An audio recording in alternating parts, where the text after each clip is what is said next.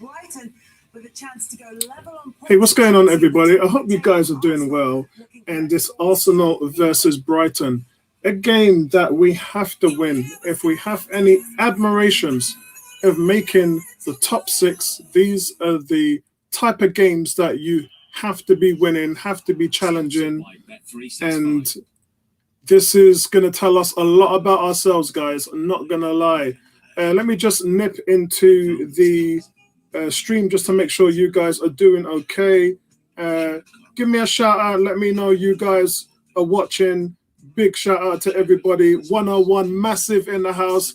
Let's stomp this game today and hope that we come out with the 3 points. If we do, then we are going to be looking to further challenge the teams above us. This is it, guys. For me, this is the game that refines your identity. This is a game that tells you exactly where you are in the mix of things, yeah? This is a game that sets the tone for the rest of the season. Are you going to be down there peddling with the relegated teams and the mid-table teams, or are you going to be up there in the top 6 or 7 battling for that European space? And this game is going to tell us a lot about whether we're going to be able to do that. So just got a new setup here at the moment. I've changed my LG television now for a 32-inch Samsung monitor. So I actually have a monitor now that I have up here, which is 32 inches, slightly bigger. And my PC monitor is 24 inches. So I've got you guys here, and then I've got the big, massive screen next to me, so I'm able to see the game. And so hopefully that's going to work out really well for me today. Guys, what are you looking at today for a prediction? Give me a shout out. Let me know that you guys are all around in Arsenal town. And give me your predictions as well. Now, I went with 1-1 initially. When, we did the top first 10 games of the season, and we all gave our predictions. Right now, it's looking a bit wonky because Arsenal are doing quite well at the moment. They've come off the back of 3 straight wins.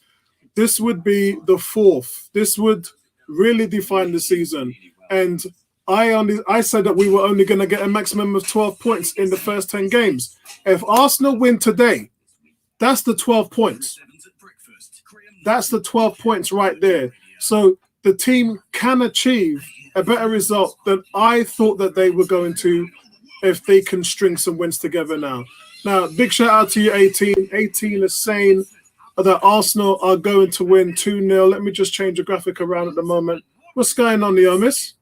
Hey, I'm doing good. I'm good. Apologies for my lateness. No, that's all right, mate.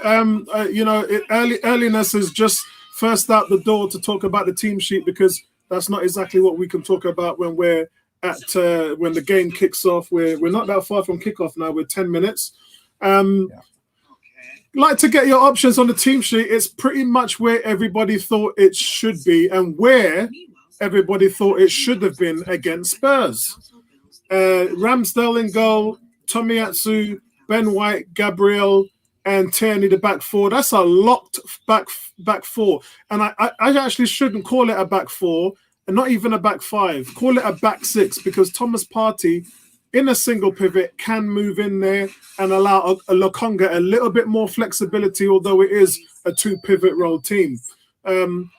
Smith Rowe is the guy who it would be Odegaard. Odegaard is the guy who's going to sit in front of them, sit in front of Partey and Lokonga. And then it's obviously Saka on the right, Smith Rowe on the left, and Aubameyang through the middle. What's your thoughts, mate? This is the lineup that I expected.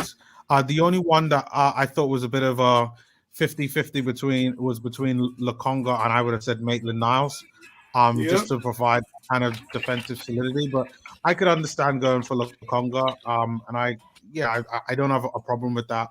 I think his performances this season have just shown that he can jump right in, and he hasn't done anything wrong. I haven't seen a bad game from him yet. So I know that with him in there, we should be able to create even more chances that we've been doing before. And who knows, maybe with him being in that midfield, it would allow Odegaard to then have a little bit more license to kind of get forward, since not all of the creativity is going to be just from him. So I'm liking it. Excellent. So we've got big shout out to you, Kurt. I met Kurt at the last game against Tottenham. Really, really nice to meet you, mate. Says, hi, Apollo and Yomis. Thanks for another show. I'm going 3-0. 3-0 is quite a... Wow. Yeah, that's a bit. And additionally, I was going 1-1. But a lot has changed, Kurt. A lot has changed with that 1-1 result. I think for me, Arsenal have got stronger in their team sheet, and Brighton's got slightly weaker. So if I talk about Brighton, Bissouma, he misses out for Brighton due to a knee injury. We know Graham Potter was playing about with quite a few players, about 4 or 5 players before this game. But there's just one change from the draw with Crystal Palace, with Jakub Mulder, which is Mulder, who has been brought in to replace the injured Danny Welbeck, and Lewis Dunk makes his 350 appearance. So overall, we know that Brighton are going to be battling with a few players out. Arsenal, on the other hand, have they've won 8 Premier League games where Gabriel has started. They've only conceded 3 goals in those 8 games, by the way. So with Gabriel starting, we are letting in, listen to this, guys, we are letting in 0.4 goals per game. Yeah? In comparison, the games Gabriel didn't start, we conceded 14 goals. That's 2 goals per game. That doesn't surprise me. When he came back up in the lineup after being injured, you could tell that there was a difference. And then you added Tomiyasu on that as well. Like, you could tell everything. And the thing that I like about him is that him and Tomiyasu are on the same wavelength. So many times that they caught pictures whereby a striker was coming through and Gabriel and Tomiyasu are right there tackling the same ball at the same time. So that doesn't surprise me one bit. You know, at least him being in there will maybe give Ben White a little bit more time to acclimate himself into that Arsenal back four. And, you know, I do want to see him grow defensively in that role, because if he can get better defensively, along with Kieran Tierney, who could be a little bit more consistent this season like he was last season, then we have got our back four is even stronger than last year, like a really good top back four. And then we just need to just kind of work on the final third of the pitch in terms of really about consistency. So yeah, and that's, I think, what we need. We never had that in the 18 months that Arteta took over. We just didn't have the consistency, and it caused all kind of problems. And I keep repeating this all the time to everybody, that Arteta, all he's been doing since he's been here is putting out fires. This hasn't been a good team. It's been a terrible team that's got countless amount of managers sacked. I've repeated it over and over again just to reinforce how big the problem is at Arsenal that he's had to deal with. And now, for the first time, I can happily say that Arteta finally does have his first 11. Cool K says, hey, Apollo and Neomis, I'm enjoying the consistency in the lineups. What position is Martinelli playing? He's having a go at Vinci and the African Guna there. Kurt says, exactly, hence my prediction. Team full of confidence now. 2 weeks ago, I probably would have said 1-0 defeat.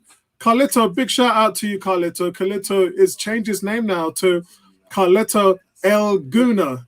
He says, last week's victory versus Tottenham won't mean diddly squat if we don't put away Brighton today. It'll be like 1 step forwards, 2 steps back. I agree. I think everybody agrees with you there, including Kurt. Now, before I move on to the scores, the players are making their way out on the field. Bertram, good afternoon to you. Is there anything you want to say about the team sheet before I get rid of it? Yeah, we need the kids to play in good weather. What kind of weather is that you guys have in London, Apollo? No, it's not been good. Right down the south, it's awful.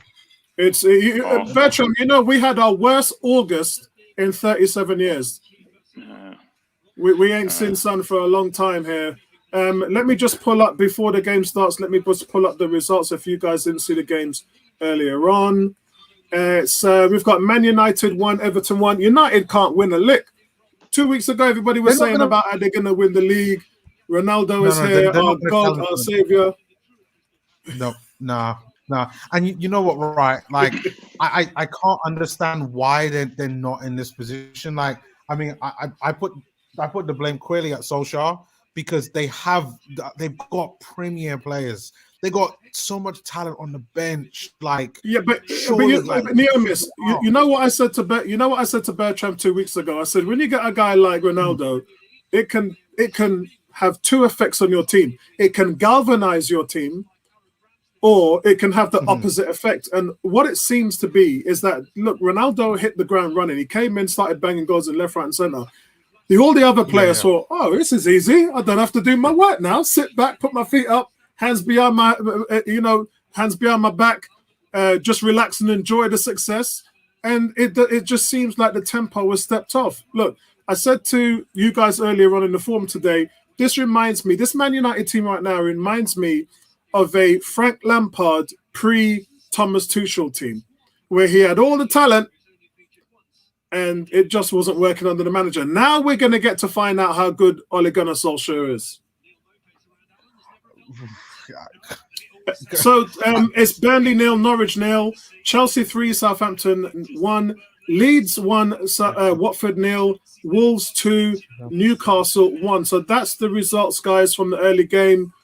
I'm on my Xbox and Sky Sports here through the app. So you guys have probably started before me. And you've noticed I finally got the scroll bar working at the bottom, so I don't have to put the names. The names are now showing up properly for everybody, so I don't have to be putting information up. So my Twitter handle is there. The Facebook page is there. Hit the like button, subscribe to the channel, and donations always welcome to the channel.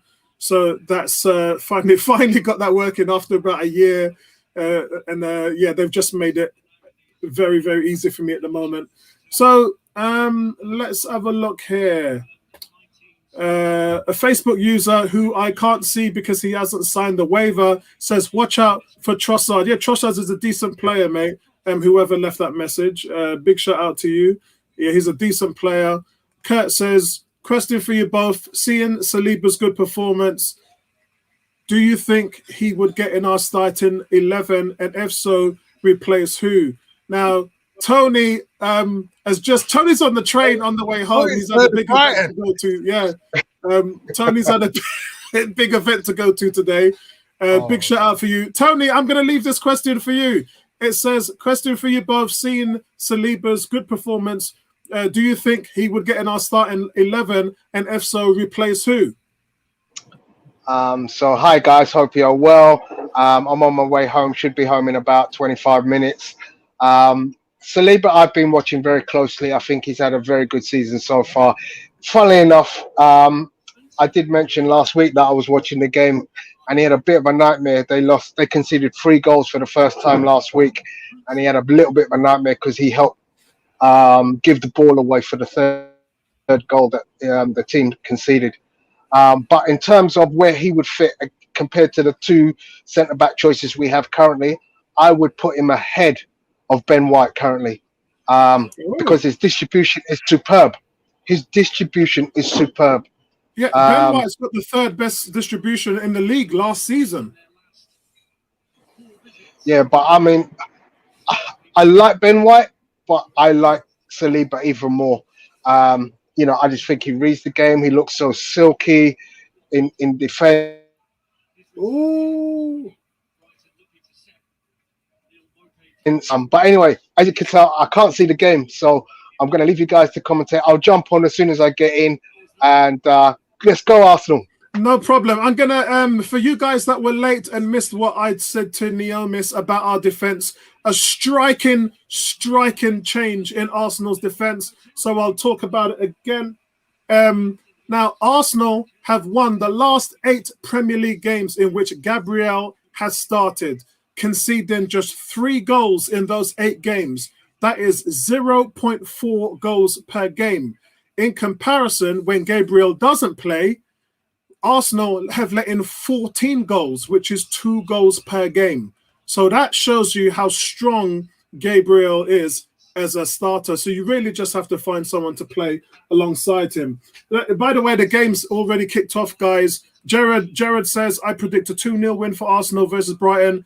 I am not sure now with the rainy weather. But remember, there's no Danny Welbeck. Quite a few Brighton players are now going to be out of today. They were battling some last-minute injuries. So that's the reason why we are where we are. Now, the first chance, guys, it was a fast start by Xhaka. Xhaka took the ball and zoomed down the right. He cut inside. He burned past and fires a straight shot at Sanchez. Signs of early intent there from Arsenal, Bertram. Yeah, I mean, very good play by Xhaka. I'm just watching him. I'm ahead of you, Apollo. Trossard got hurt. Hopefully he's okay. No, but we started brightly, which is good. And as you talked about before, we have much more physicality in our defense with Gabriel playing. So being bullied like we were at Brentford, I think White now has some protection versus Amari, who doesn't have that physicality. But we've started off well. I mean, the weather will affect how we play because we're going to put the ball on the ground, control and move the ball, and we're not an aerial team. So hopefully we can do that against a decent Brighton team. I watched them against Crystal Palace last week. I think they should have lost. They should have lost that game. They scored last minute equalizer. So let's hopefully we can produce the form we did last week and get to 4 in a row. So guys, I'm Bertram. I'm at 3 minutes at the moment. Where are you? 3:32. 3:32. Okay. That's not too bad, actually. I'm not that far behind, which is good. Yeah, they just restarted play after the Trossard injury, so we have the ball in our own half. Yeah, this is I think Arsenal can take advantage of the fact that there's no Welbeck and a few of their players are struggling today. But it's just the team. I mean, they've played without these players previously before and still look good.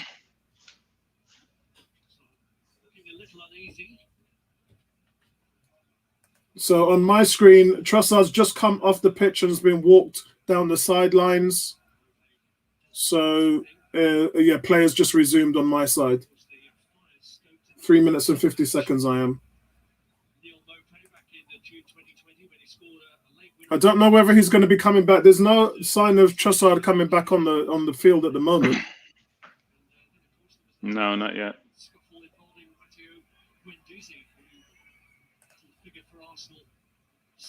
Yeah, I think Trossard is going to try and run this one off. But Arsenal looking very confident in the opening stages, guys. They're looking very confident. We're looking for them to get out of the blocks early. Remember when I threw the stat up before the Spurs game? Arsenal, when they score first, are unbeaten in the last 22 games. They've won 19 and drawn 3 in the last 22 games that they have scored first. So those are good indications for where the team is right now.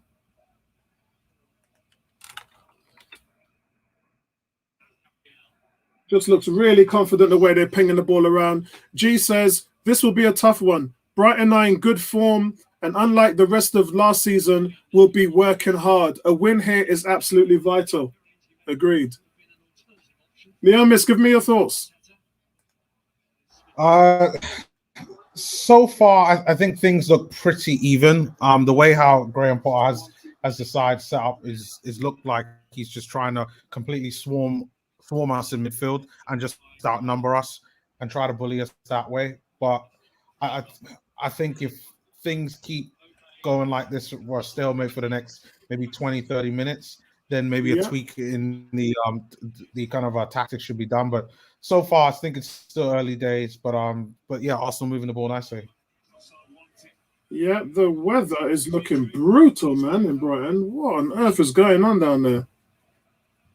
Yeah, I know Mark and Tom tried to get to the game. Tom's, I think Tom gave up earlier on today about 1 o'clock, and it's a nice little touch there by Sambi. It's a shame that didn't come off. Mark T's mother lives down there, so That's why he wanted to go down there and see them. You know, compared to how it was last season, I urge every Arsenal fan to try to get to as many games as they possibly can. Yeah, true.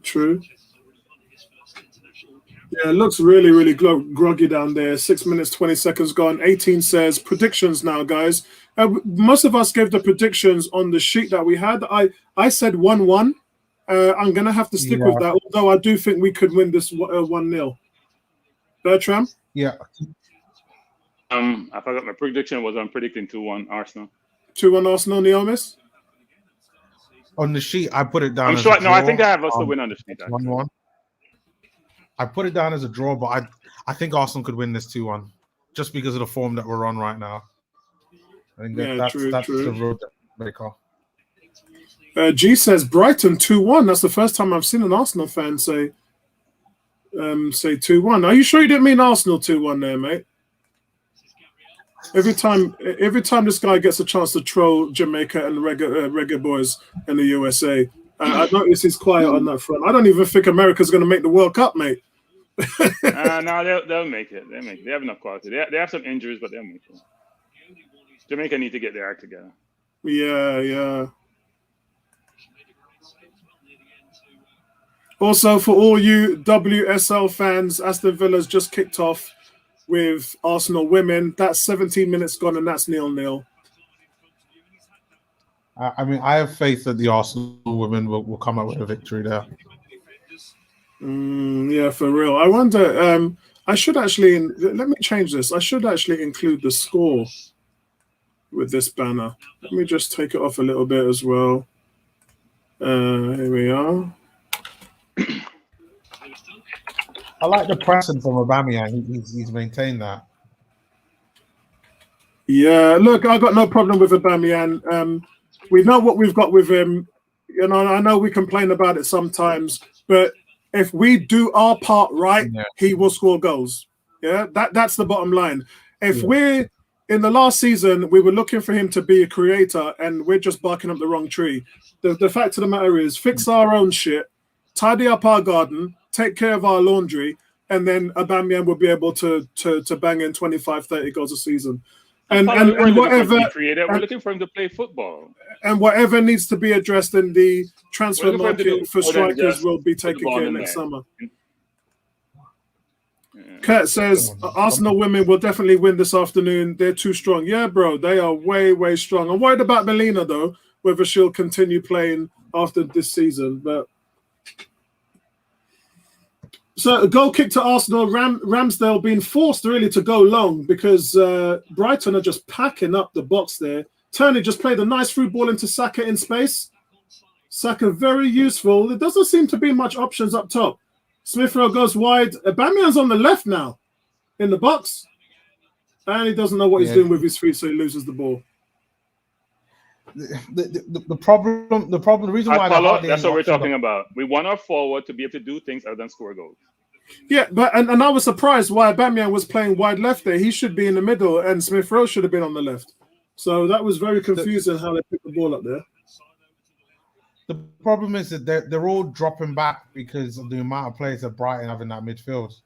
And it's making things difficult. It is, and you'd expect that from Brighton. They are a very good team, and isn't anybody really going to be looking for handouts today? To be honest, I think Ben White's going to be our own David Luiz. Oh God. He's going to make a mistake a game. That's going to cost us. He's been lucky for the first two games, actually. That Hurricane one could have been a penalty, and that pass to Ramsdale could have been a goal that we gave away. And that's only a few games. He's got to be concentrate more, and protect the ball better. G says, let African Guna Tierney with that pass again through the lines. Such a dangerous pass every time he does it. That's what started it. It came through, went through to Xhaka. Xhaka was in really tight space, but picking a ball up in space like that gathers more defenders to you. It sucks them in, and it allowed Odegaard to get more space playing off of that. I just don't understand why Aubameyang was the left attacking option and Smith Rowe was in the middle. That, to me, looked a little bit confusing. I think they're trying to use a unique formation. Smith Rowe is not really playing the 10, and he's also not playing wide. Yeah. He's doing what Saka did in the previous Yes. game, which is he's playing almost inside left in a sense, but then he has the ability to roam wherever he wants to. So I they're think changing quite a bit. I think it's good. Partey, they're just winning the ball in the midfield. That's the third ball he's won. That's the third duel he's won in the midfield there. Lots of passing in the midfield from both teams, but without real cutting edge at the moment. But it's shaping up to be a good battle here, guys. Just after 10 minutes gone. I'm on 11 minutes 35. And that's through ball's going through there, but the goalkeeper reads it and picks it up. That's what you want. Little cheeky ball there from Thomas Partey trying to catch them napping. But for me, guys, Saka's making some very clever runs today. He was poor at the beginning of the season.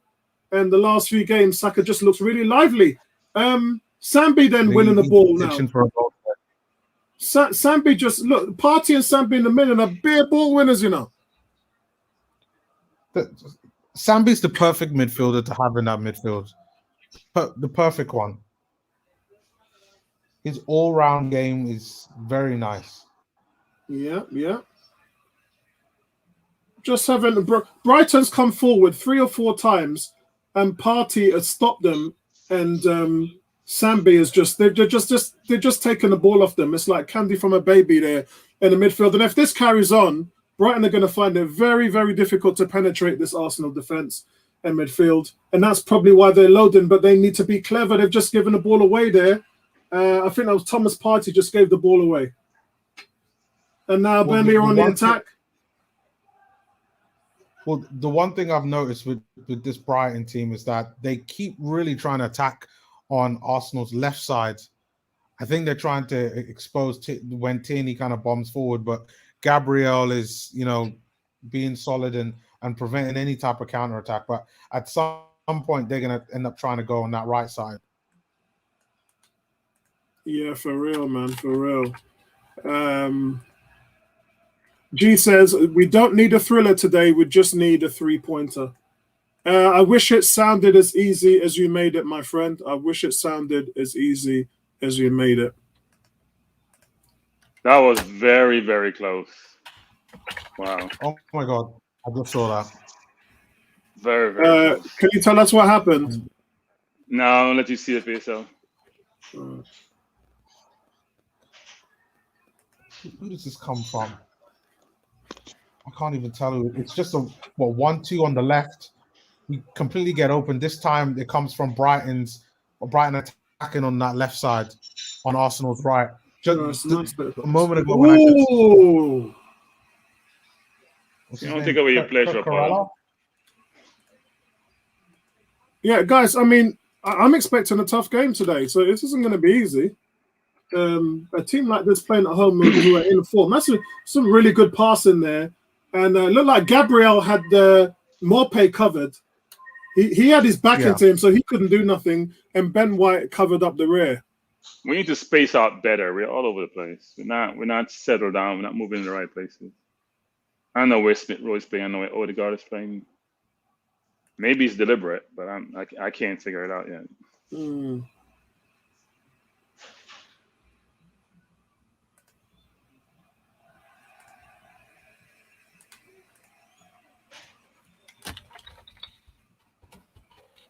Just gave the ball away for no reason.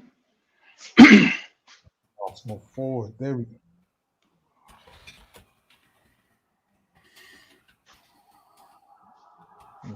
Yeah, that's what they're doing. So Tierney just gave the ball away for no reason. Passed the ball to no one. Started coming back for Brighton. Played the ball out wide behind Gabriel. Tierney recovered. Yeah, Sky Sports have lost commentary on my side. Brighton believe that there is an opening on Arsenal's left. They're going to counter-attack. Yeah, they're picking up that slack. Because we're not doing what Xhaka does. Xhaka covers for Tierney. When he plays out left, that's what he does. He covers for Tierney. Goes, Xhaka rotates over. Well, he doesn't do it all the time, but yeah, I mean that's what Lakanga needs to be doing. He's not rotating over. Yeah, he doesn't do it all the time, but he has been tasked to do it a few times, and even play at left back. G saying, Apollo Bertram, how could Jamaica line up at World Cup in 2022? Well, we ain't got there yet.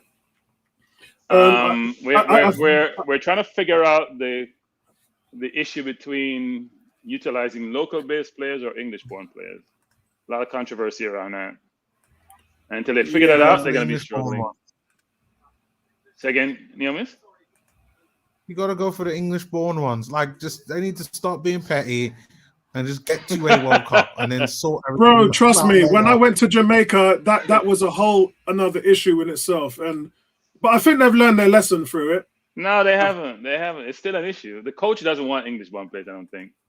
Well, Very they're obvious. not, They can't go to the World Cup without English-born players, and they don't realize that. So let them stay there and make a mess of themselves. Yeah. What's going on, Daniel? Big shout out to you, my friend.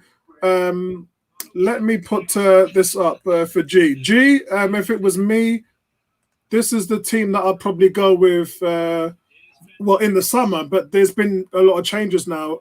And but this is how I see Jamaica. No, I think we need to get Nathan Redmond on the left. Redmond could play for it, but he hasn't gotten his passport yet. We need to get Damari Gray. That's the person we need to get to replace Redmond there. Max I Adams. wouldn't play Antonio. They caught over Reed. He should be on the bench. Ravel has been called for this last leg because he has a problem with the coach. Hayden say he doesn't want to play basically. I don't know what the story is with Holgate. Hector's not going to make the team. Hector wasn't called up actually. What's your thoughts on Manchester United's flop, Ravel Morrison? What's your thoughts on him? He has a problem. He has a problem with the coach. I think the last time he got taken off in the first half. Christ. And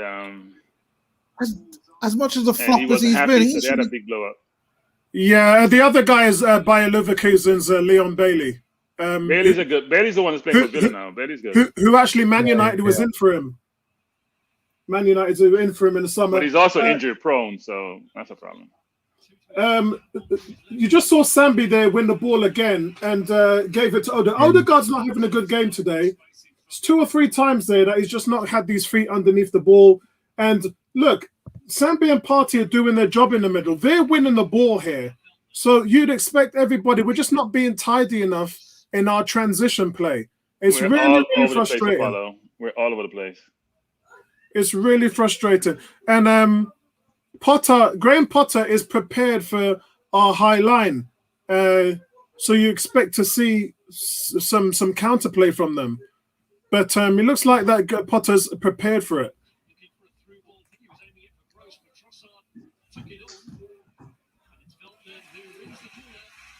Yeah, it's going to be a battle. It's going to be a battle today, guys. Just what I expected, really.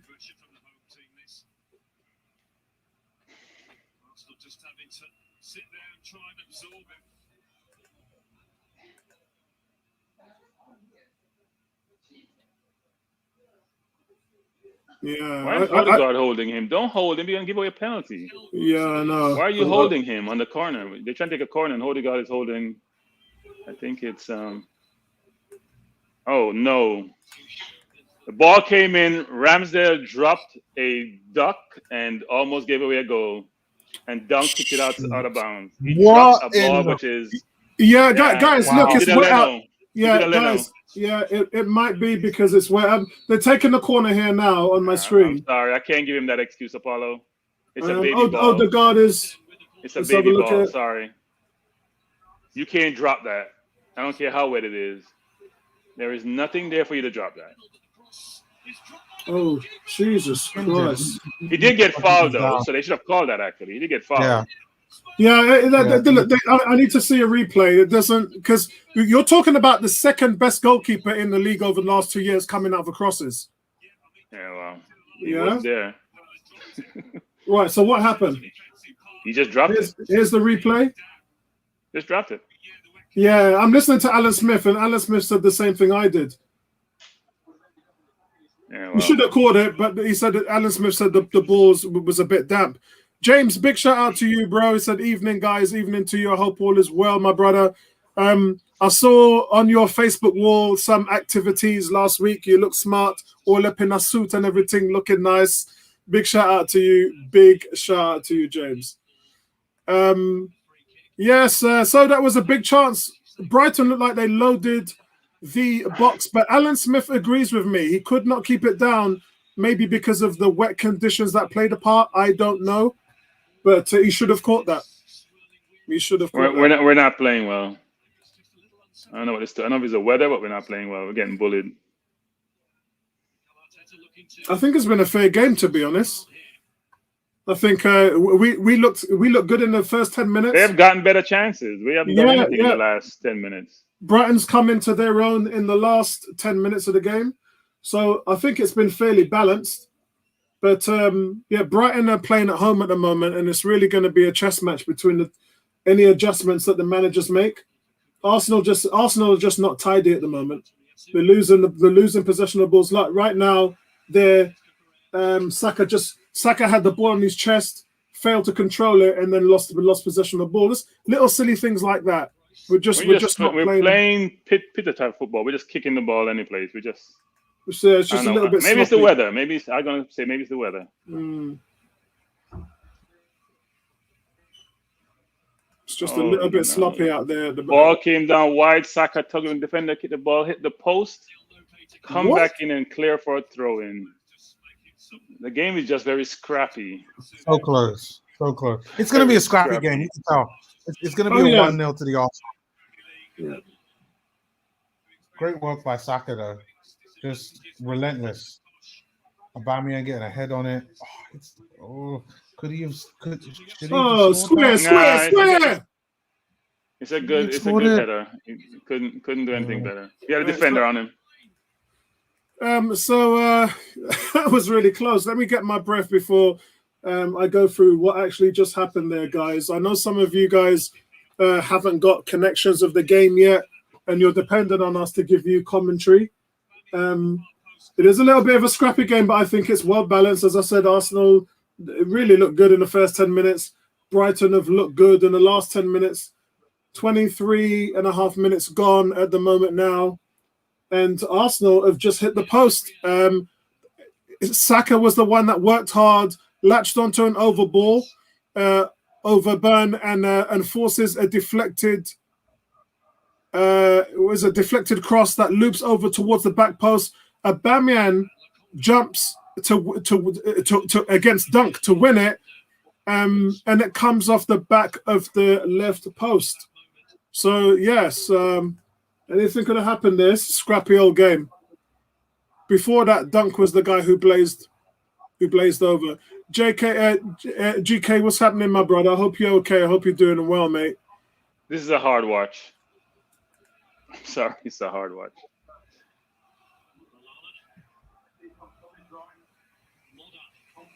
Yeah, I think so scrappy in the middle, and you got parties losing balls. Odegaard's not been sharp. Tierney's been poor. Tierney keeps giving the ball away. Saka's just been depossessed again. So that's the third time Saka's lost possession of the ball.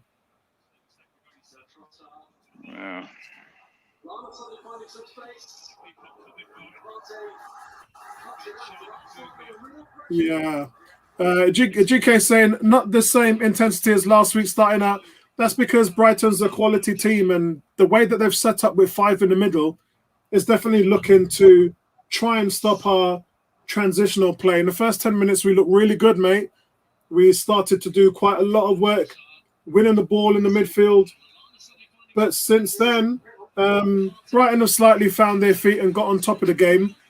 And right now, you can see Ramsdale talking to Thomas Partey there. Look, it's a battle, man. This is what I expected. I didn't expect to come in here and try and take 3 points away from this informed team the way that they've been playing. If we win today, guys, we have to earn it. And I'm expecting a much stiffer matchup this week than the last. GK saying that 3-4-3 system is a tricky system to break down. Yeah, sometimes they're flooding a 3-5-2. But sometimes it's 5 in the midfield. Ooh, that's tricky there. No, what they're doing is they're ganging us when we get the ball. We have to move the ball quicker. When we get the ball, they're coming to us with 2 and 3 people. You have to move the ball quicker. and be accurate with that. That's the problem. We're That goes losing without saying. as Yeah. soon as we get the ball. Yeah, I mean, the thing is, you have to say, guys, I know it's sloppy and the weather's bad and everything, but if it's sloppy for us, that should be sloppy for them. If that And they're makes sense. manhandling us, right? If you look Yeah. at it, just put Yeah, you they're a around. very, very physical team. Stoke 2.0. This is Stoke 2.0. Yeah. GK saying, I think we've had only one shot on target. You know, though. they can play football. They're not Stoke. Stoke was a rugby team. Yeah, they Not a were. rugby team. GK, remember, we also had the bar as well, so we have actually come close. There's been some good moments at the moment, but Brighton are definitely on top at the moment. There's no doubt about that. James is saying a rainy evening in Brighton is always going to be difficult. Yeah, imagine that you're down at the beach near the coast in October and it's raining. GK saying that left of theirs is what's that? What are you Is guys what saying? We're under Kula the is cosh? dangerous We're under with the those cosh. crosses. Yeah. We're under the cosh. That was close. It's Wow. gonna be a long evening. What a play. Yeah. What a play by Brighton. Because we're not What pressuring the comes ball, in for Neomis. the He shouldn't have enough time to sit down and relax and play that ball over the top.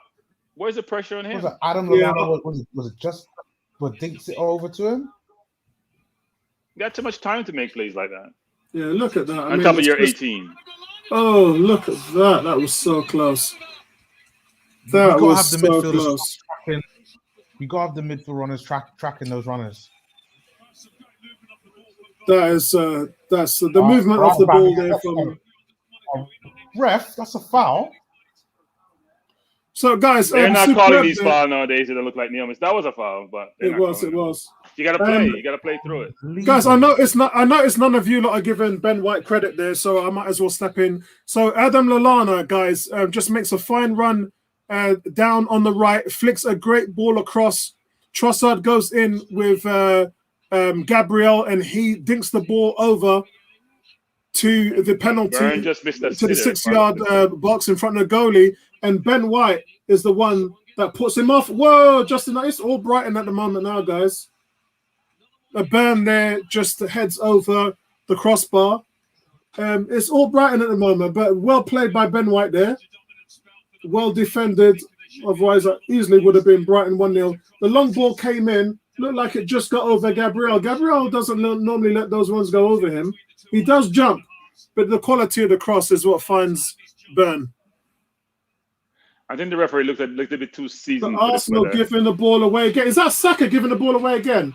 This time the referee, I think, blows a free kick to Arsenal. Is that right? Yeah. Uh-oh. Uh-oh. Oh no. Oh, is that Ben White? No, Tommy Tomiyasu gave the ball away. They're pressuring us, Neomis. We got to make this. Have to keep that. They're pressuring us. Yeah, They're on us. It's like you said. They gotta move the ball quicker. They can't be thinking about it too much. They're just not doing well when they get the ball in dangerous areas. We're really under pressure. You know what? Good interception by Ben White. Yeah, I just Tomiyasu give the ball away there. Yeah. Oh, cutting it back there was the wrong move from them. Gabriel clears the ball. Wow. And yeah, Kurt, we need to get a grip of the match. Yeah, GK, yeah. And he says if only Turney could get his head up. I think everybody's just been a little bit sloppy at the moment, guys. And if I got to be honest, Brighton really should be ahead. Yep. Yeah, I mean, look, this is a tough place to come for the bigger teams. You know, they put the screw on everyone, Bertram. Let's not act like it's just us. Yeah, Apollo, we don't look good. It's one thing to put a screw on me, but we're playing crap. Yeah, but you know, you can also talk about how well the other team is playing. Yeah. Nabil, what's going on, Nabil? Good to see you, my brother. Something, Nabil. Can you hear me? Yeah, I can hear you now, mate. Yeah, what's up, everyone? Yeah, man, we're enjoying this game. Did you say you're enjoying it? Yeah, enjoying this game. It's a real battle out there. The weather is really shitty. Brighton's been on top for the last 15, 20 minutes. Arsenal kind of looked the better team in the first 10 minutes. But Brighton are really taking the game to us at the moment. I'm not enjoying it at all. How have you been getting on, man? I remember I told you I couldn't get hold of you a couple of weeks ago. Yeah, I've been just chilling. Flying over from America. Yeah. So yeah, just been chilling. Had a bit of a back injury. Yeah, had a bit of a back injury. That's why you can see me laid up here. So yeah, not too bad. Yeah, I hope you're taking some naproxen for that back, just to get the swelling down. You know what? I've been reluctant to take those hardcore drugs. I've just been taking the light stuff, but it's getting. I was speaking to someone yesterday. I'm getting to the place where I'm gonna have to go back to all the hardcore drugs. Yeah, mate. You know, I suffer from spondylosis, and I've had herniated disc. I've got an annular tear in my spine, and I have to take the hard stuff. Painkillers are fine, but I have to take naproxen. If it gets really bad, I'm on tramadol, but that's not all the time. I also have diazepam as well, but yeah, I was taking those two for quite a while. So yeah. It looks like we're playing Man City. Is this Man City? Maybe I have the teams confused. Yeah, Fat Freddy's saying TV lost sound, keep us in the loop. Yeah, the TV commentary is all over the place at the moment. There's another chance, guys, from Brighton. Brighton are just a relentless mood at the moment. They are throwing everything at Arsenal. One can only think that they can't keep this level of press on. Look, Arsenal are just all over the place at the moment, and they're having to defend. And this attack starts with Morpay trying his luck with an overhead kick from 12 yards, but he doesn't connect with it properly, and it goes wide of the post. I mean, if I was Graham Potter, I'd be disappointed that they haven't really tested Aaron Ramsdale yet. I think that we can say, with all their possession, and maybe some people said that they should be 1-0 up, they haven't really done anything to be 1-0 up at the moment. They haven't had any clear-cut chances. For me, I think Arsenal are missing Xhaka. Oh, Lord. No. That was met with silence. That was met with silence. Yeah, I think we're missing Xhaka. Yeah, we weren't missing him when we won the 3 games. When we won the games I'm just before. turning you lot down. How do you back again? Where's the volume? We need another central midfield player. I will agree with that in the midfield. We need a bit more steel to be able to slow the game down. Because Smith Rowe and Odegaard are getting each other's way. They don't know where they're playing. That's the problem. One of them needs to come off. Lakonga and Partey are playing deep. Where is Smith Rowe and Odegaard playing? Apart from running around like chickens without a head. We just can't hold the ball. I mean, every time we touch the ball in the midfield, Brighton are on us. It's, look, I hear this all the time. All I'm hearing from you guys is we're not playing well. Not a single one of you have talked about how well Brighton's playing.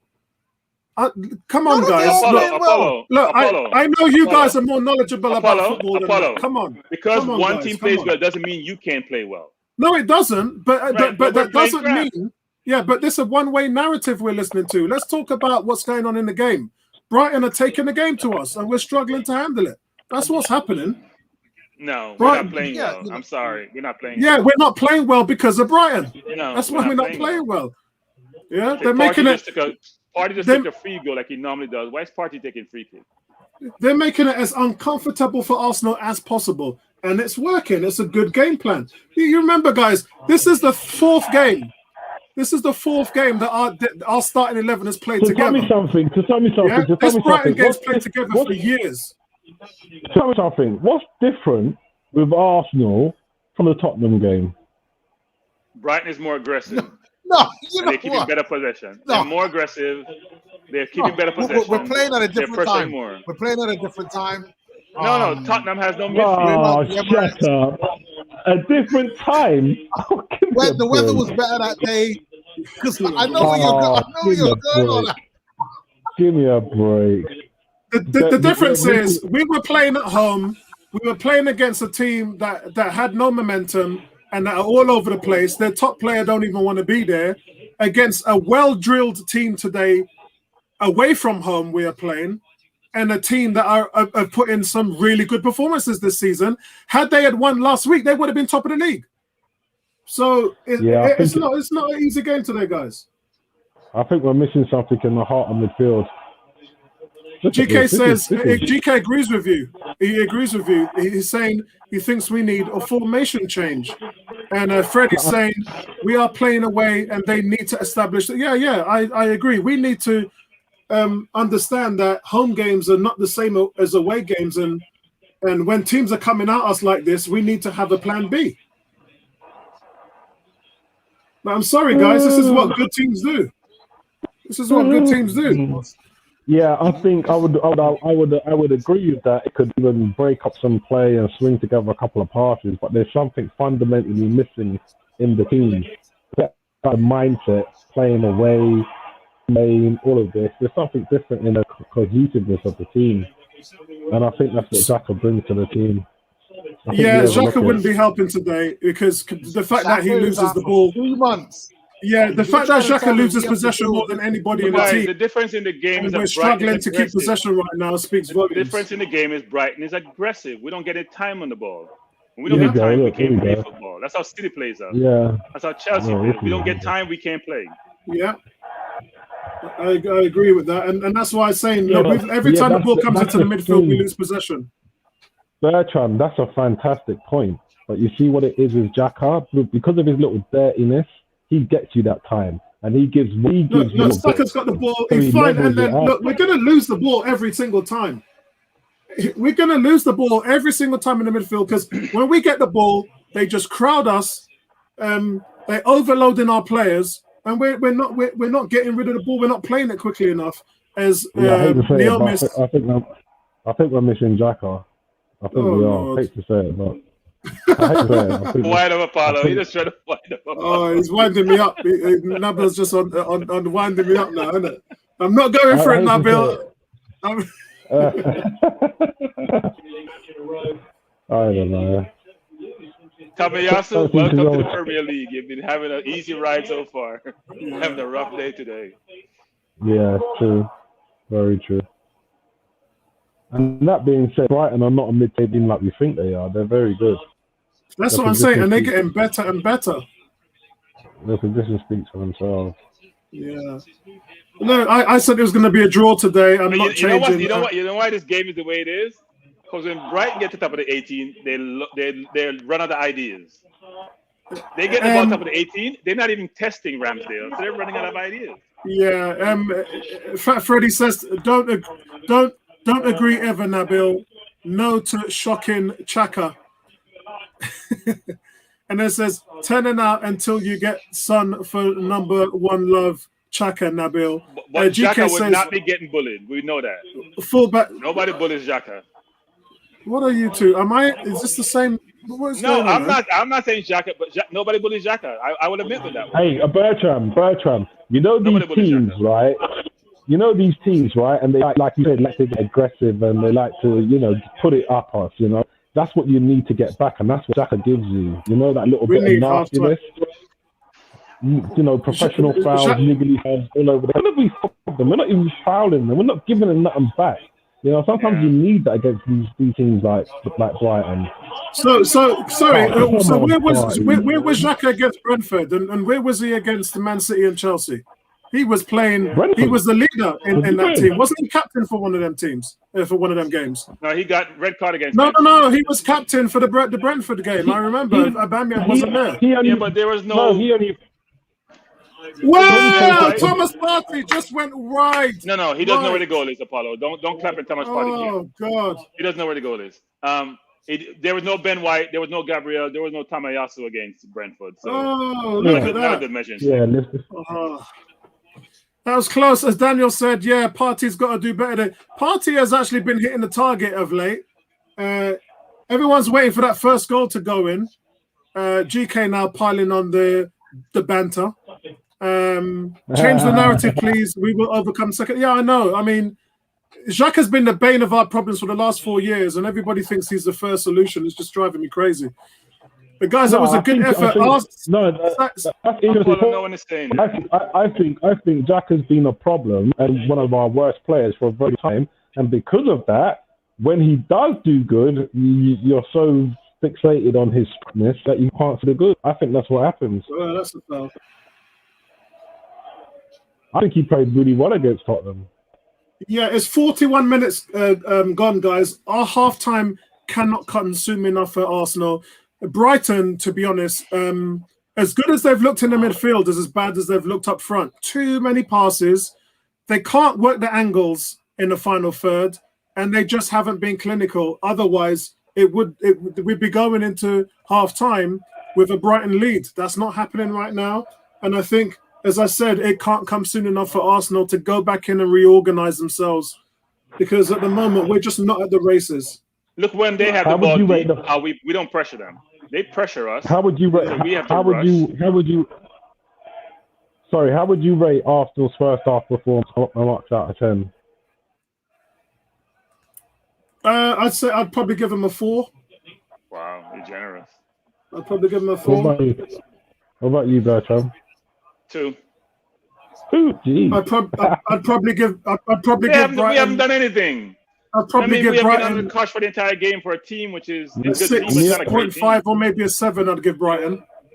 Neomis, would you give Arsenal? I'll give Brighton an 8. I give Arsenal. How are you gonna get them at 8 and they're not even winning the game? We say based on performance, right? Yeah. They dominated the game. They're not winning. They're not dominating. We've got the same points as them right now. That's what City does. They dominate you, and eventually you collapse. Dominate the game. Freddie said, Facebook user. That's Freddie. Freddie's saying 8 and 4 for Arsenal. I'd say a 7 and a 4. Yeah, I'd give Brighton a 7. I'd give Brighton a 7 and Arsenal 4. What did you say? Arsenal? I agree with you. I agree with you. What did you say for Arsenal? Yeah, miss. 4. 4. Okay. Yeah, I agree. I'd say 4. Yeah, if Partey would have scored that on that shot, Brighton be losing. Where would your 8 be then, Bertram? 4 feels kind of generous. If Brighton had scored with Mwepu, if Burns had scored, we can see a lot of ifs, Apollo. But that's why I tell you, Brighton are not playing. That's why I didn't give them an 8. Apollo. If we said all the ifs, it'd be 4-1. Yeah, but I'm just letting you know. That's why I didn't give them an 8, because for all their possession and the attacking pressing that they're doing, Smith Rowe going into the box, Tierney with the cross here. Oh, it's headed wide. Arsenal though with the ball on the edge of the Brighton area. Abba has to reach that. Abba has to reach that. Oh my God! Whoa! Come on. Xhaka now with the ball on the inside. Odegaard. Oh, jeez.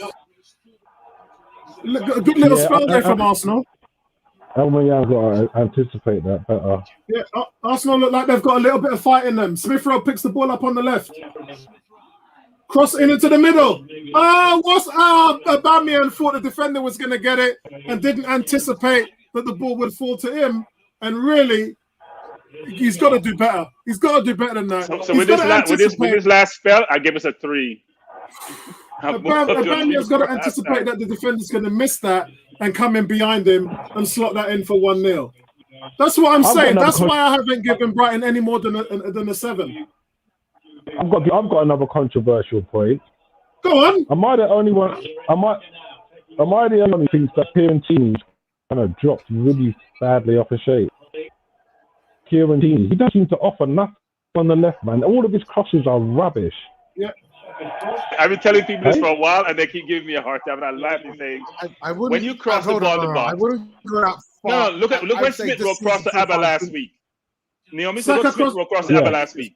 That's how you cross the ball. You look for your man and cross the ball. Just kick the ball blindly. It's all Arsenal at the moment, guys. It's all Arsenal. Saka's picks up the ball on the right, crosses the ball into the middle. It's overshot and it goes out for a goal kick. Good little spell there from the Gunners. Tierney has fallen off this season, but he can get it back. Tierney. Yeah, I'm not saying he can't get it back, but when I look right now, we're a 4 out of 10, and Kieran Tierney's a player. We're a 4 out of 10, and we could have gone 1-0 up there. Guys, Kieran Tierney's our worst player. He's our worst player. It's like today he is, and the last time I watched Arsenal he was. It's like when he's in the final third with the ball, he doesn't do nothing. He just doesn't give us nothing. Nothing. Not even half chance. He just hits and just useless. He's getting on my nerves. He might be defensively okay, but I've been watching him for the past 3 odd games. He's given nothing in the final third as a wing. He's still ahead. He's got to do more. It's like you said, Bertram. The sort of ball that Emil Smith Rowe put in for Aubameyang, that's what Kieran's doing every match. Every match. I'm dropped for halftime. I'll be back. Yeah, guys, it's Arsenal 0, Brighton 0. It's a tight encounter. Just what we expected. If anybody here thought that we were going to be expecting something different, then they probably would have been fooling themselves. Brighton have enjoyed more territory, more possession of the ball, but they've been tremendously wasteful in their finishing in the first half, failing to really test Ramsdale. I can't remember actually Ramsdale having much to do, to be honest. They've had 8 shots, one up on the other end. Arsenal have hit the post. They've also gone wide. If there's some cracking chances, Aubameyang, Smith Rowe getting the ball down the left, sending a fantastic ball in. Dunk missed it. It catches Aubameyang on his heels, and it could have been a tap in there, but he just doesn't see it coming. He just doesn't read it well. But Xhaka and Smith Rowe starting to look dangerous there in the last 5 minutes, and it's perfectly set up for a good second half. It's Arsenal 0, Brighton 0. Neil, miss, give me your thoughts of the first half. I think Brighton have played well. They clearly have studied Arsenal, what are their strengths, and have just exposed Arsenal. Like Kieran Tierney, for instance, he's getting completely exposed because of the way how we've asked Kieran Tierney to play. Every time he's bombing forward and he loses the ball, like Brighton just hit us on their counter-attack really quick. Yeah. And that's happened. Good game plan. 2-3 times. And it's a good game plan. This is what I think. This is where Arteta is tested. Because this is where things have to be changed. Brighton haven't really given us a lot in the final third, but I still think that we're in the game, but we definitely need to change the instructions. Maybe change the formation slightly to give us a better chance. Because right now, I see this game either staying the same or Brighton getting a bit of luck and being a little bit more consistent and scoring a goal. Because right now, I would say it looks the way how things are that if you're watching the game, that Brighton have had the better chances.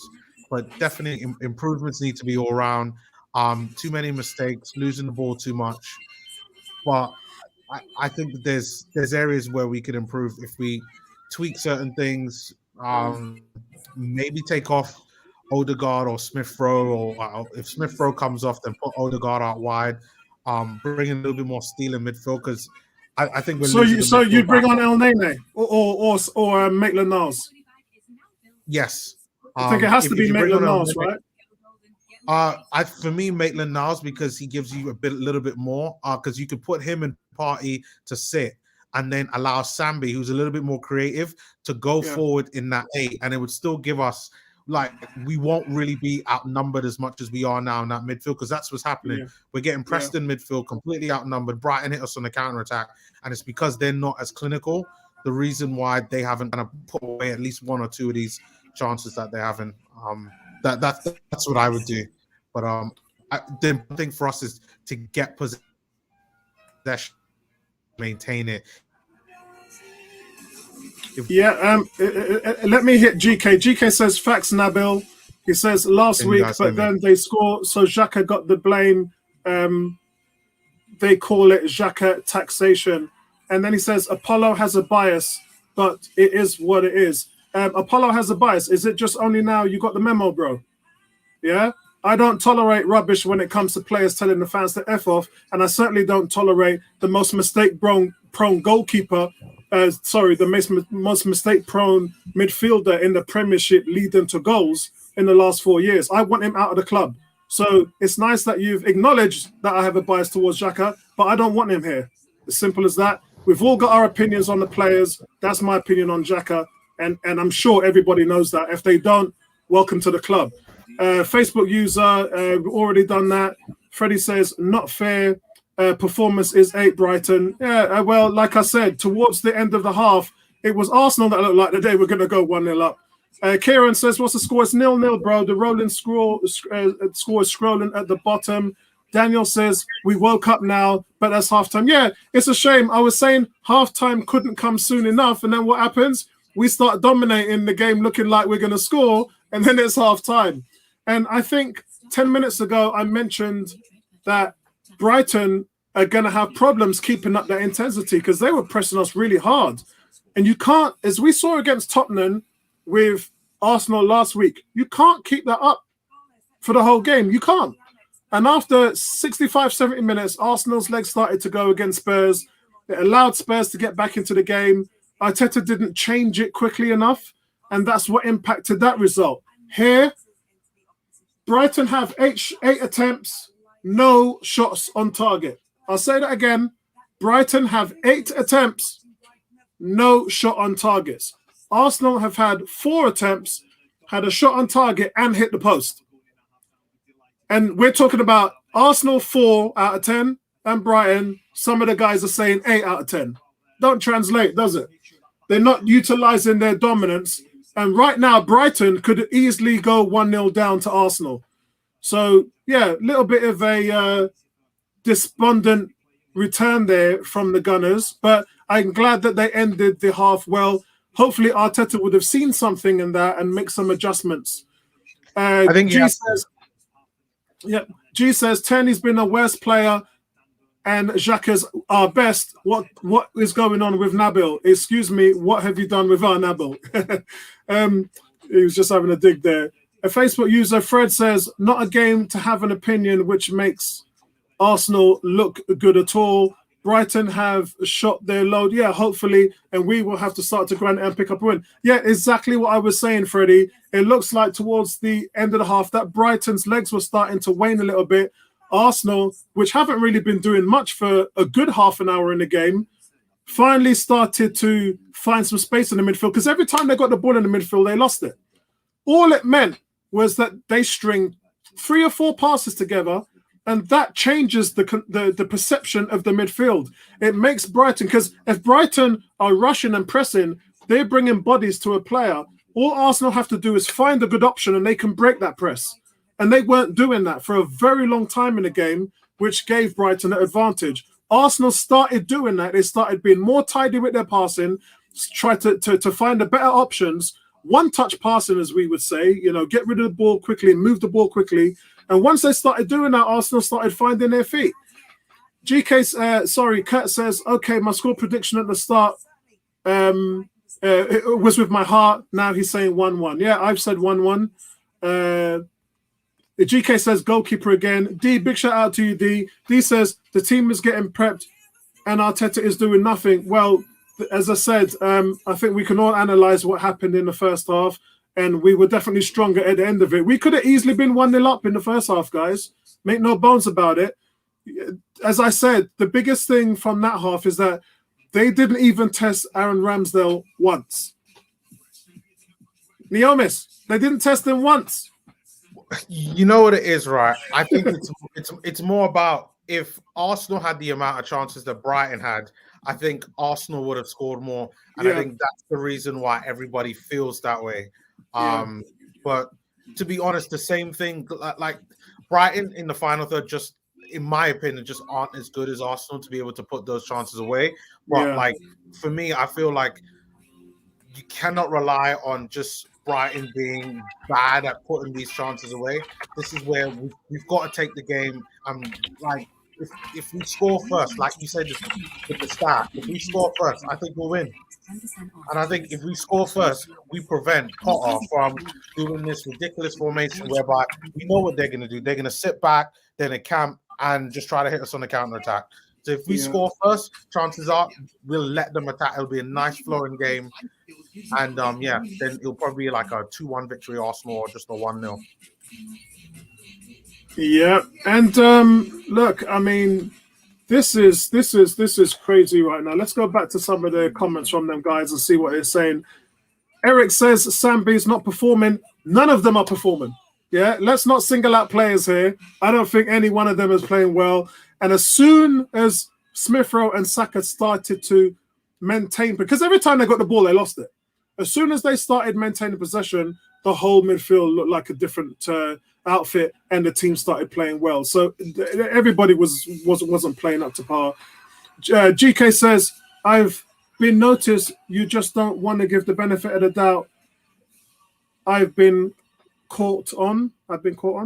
And it says, best believe I don't want the midfielders as well. And it says, fullbacks into too many one-on-one situations with their wingbacks. Yeah, and that's by design. Brighton's design is to put us under maximum pressure, whether it's in the midfield or playing at the back. Every time Ramsdale gets the ball, they're putting 4 or 5 players on the edge of the penalty area. You cannot play out the back today. That's forcing the long ball, and their midfielders are like, what, 6'3", 6'4". They're bigger than us. So it's a good game plan. We should expect this.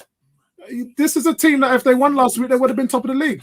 This is why I said to Bertram and Neomis, have to give credit to the other team. It's not just about us, guys. They are stopping us from playing. And I think that's a very good tactic. G says, dudes giving Brighton an 8 and could have gone 1-0 down, as Apollo said. You normally get heavily punished in the Prem for the cardinal sin of missing good chances. Let's hope the rule holds up today. Yeah, because we could have scored on the other end. If Arsenal had scored on with the chance with Aubameyang or a party shot, or they didn't hit the person that went in, would you be giving Brighton an 8? Would you be giving Arsenal a 4? No, you wouldn't. So Kurt is saying 1-0 Arsenal women. Yeah, look, them girls are just gonna. Why, guys? If you want to see some real football, just go watch the feud of the women. Them. Excellent.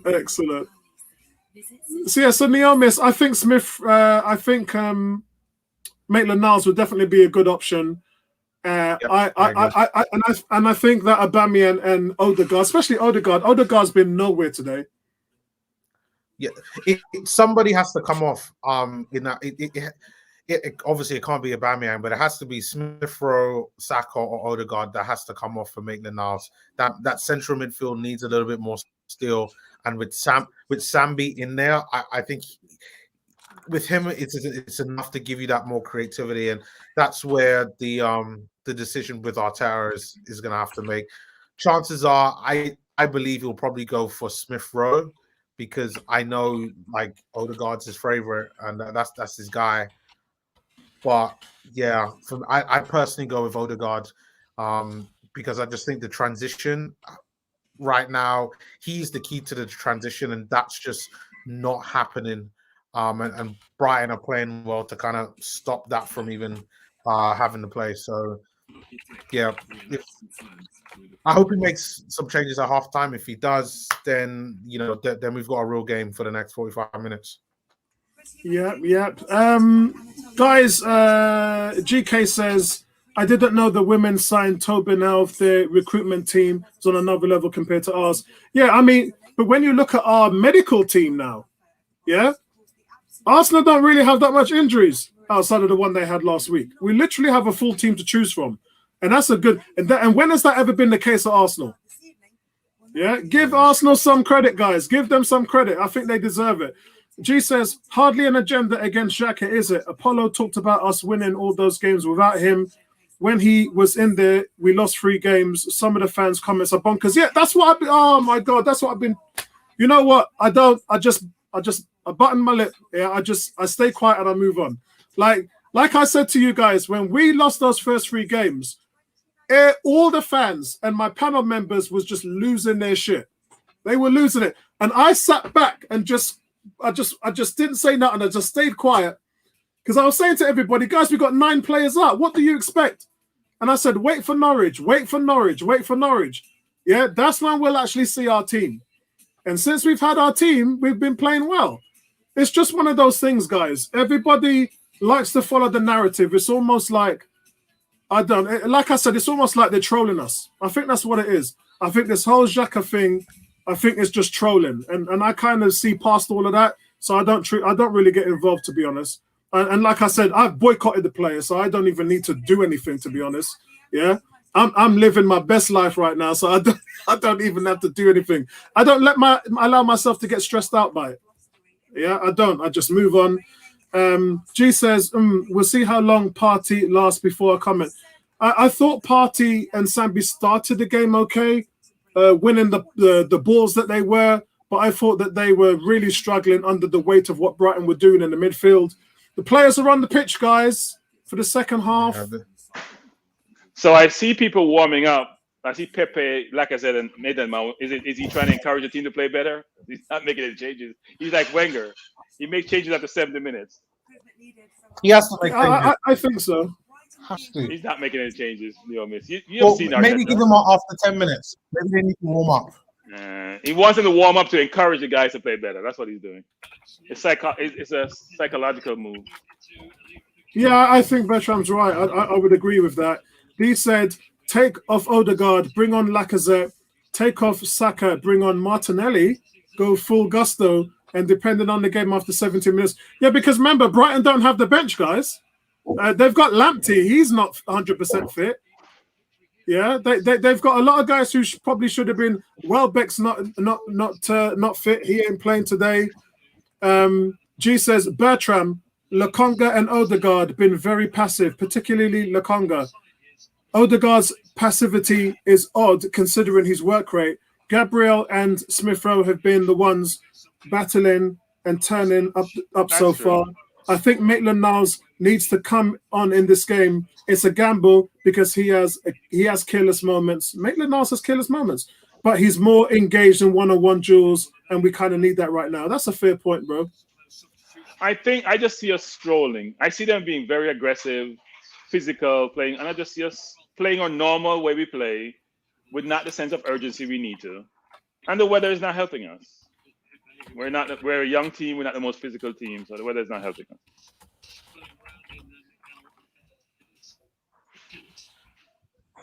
Is this me, or do I see foul throws in every game that never get called? Bro, did we change the foul throw in the rule? You just gotta throw it in, no matter how you throw it in. Is that how it works nowadays? Yeah, listen. After seeing the disaster class of Bellerin getting 8 foul throws, I think that must have been it, mate.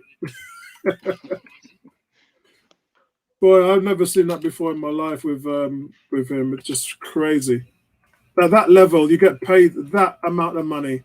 The ball is wet too. We're not playing the wet ball too well, actually. Yeah, Freddie says, I'm watching a different game. Kuke says, Bertram missed the end of the first half when we were on top. We see how Xhaka is important to this team despite his foul discipline. And this is a guy who's not a Xhaka fan. But Lokonga is struggling to deal with the press. Xhaka struggles to deal with the press. He loses the ball on the counter-attack and when he gets pressed every single game. That's why he gives the ball away so much. Arsenal on the attack now on the right-hand side. Saka nearly getting through here. But Dunk plays him really, really well at the moment. Good defending from Burn. Saka almost wiggles his way in a one-on-one situation down there. But he uses his body to get in front of Saka and play. Saka just keeps turning the ball over like it's a hot potato. Yeah, I agree. And he's doing that for the whole game. He just keep giving the ball away. Yeah. We're not getting any cards against us. I mean, Sam we're not just getting got any. pulled out. We're not getting any continuity, any pattern of play. We're just, I don't know what to say. It's not a good watch. We got to settle down. We got to get into the game. Like I said to you guys, I'd take a point. I thought this was going to be a draw to begin with. I don't want a point. Sorry, I want 3 points. Neither do I. But how are you going to break down this team? I mean, Brighton dominate most matches that they play. They just can't score. And if you two don't know that, then you haven't been watching Brighton play. And I know you know that, so I know you know what I'm talking about. Brighton's that team that they know how to dominate teams. They have had a problem scoring for 2 years now. Yeah, but yeah, look at the Elvis looking at me. You know what I'm talking about. Look at Bertrand bowing his head. You know what I'm saying? No, you're behind us. You're behind us. That's why you're behind us. No, Apollo, we slapped Spurs last week with 3 goals. Arsenal fans right now are in feel-good factor. You can't tell an Arsenal fan right now that we're going to lose this game. Like I'm telling you, if Arsenal fans can't control the ball. That's my problem. We can't control the ball. If Brighton can control the ball, logically, a draw makes sense. But Arsenal fans Oh! Exactly, Apollo. That's why I bet by my head a while ago. Guys, They have time what and a space all chance. game. Gross has so much time down the right. Nobody presses him and stops him from getting the cross in. He makes Tierney look stupid there and plays a clever ball into Moda on the edge, who tries a first-time finish, but the effort flies a few yards wide of the left-hand post. Brighton, yet guys, have still not had a shot on target. GK says, block the word for being used in the chat. G says, I was joking about Xhaka, of course, worst player in Arsenal history. Ridiculously awful. Like Odegaard can't control the ball at all. Yeah, he's having a bad game. We're not playing well. His control has been atrocious. Like, we get the ball in good position, he just turned the ball over with no pressure because of his bad touch. He's like Lukaku's touch. Yeah. Oh, come on. He needs other... Oh.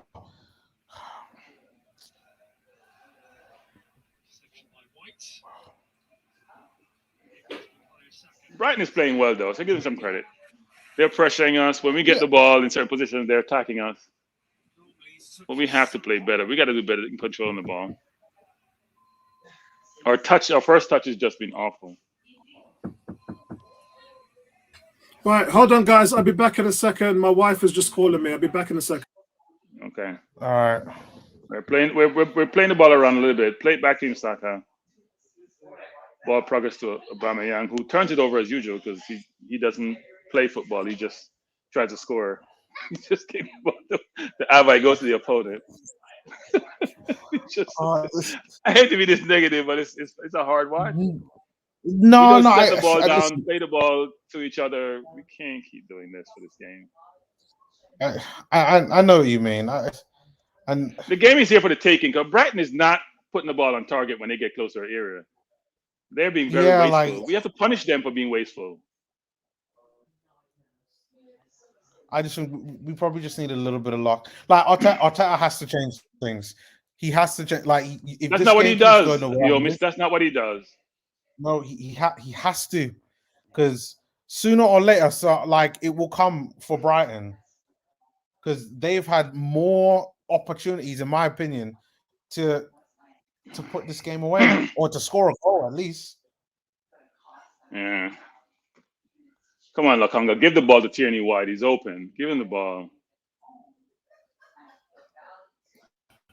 Right, guys. Our midfielders taking 20, 35-yard shots is like a Washington kicking field goals. It's not a good look. Right, guys. What did I miss? We just attacked a while ago. Smith Road to Lokonga. Bring the ball up at Tierney wide. Decided to go for the shot. Kick the ball like Partey does. You know where that ended up. Oh, Sambi just hit the ball over there. So it seems like we're making some adjustments here, because we're starting the second half like we finished the first half. It looks like we're on top at the moment. G says that Latino dude literally destroyed my man Tomiyasu. He got the upper hand, but Tomiyasu is getting on top of him now. Good measure of a defender is how they can start to manage a player who's got on top of them at the start. Good. Yeah, I agree. Some good points. Aubameyang got away. He may have been offside. He probably was offside. Yeah. GK saying, oh my God. Odegaard's having a nightmare today. And look, he's been playing wonderful of late, but yeah, today he's sticking up the joint. Come on. No, he was offside. He was offside, Neomis. Aubameyang got through on goal. Missed it, but he was offside, so that's fair then.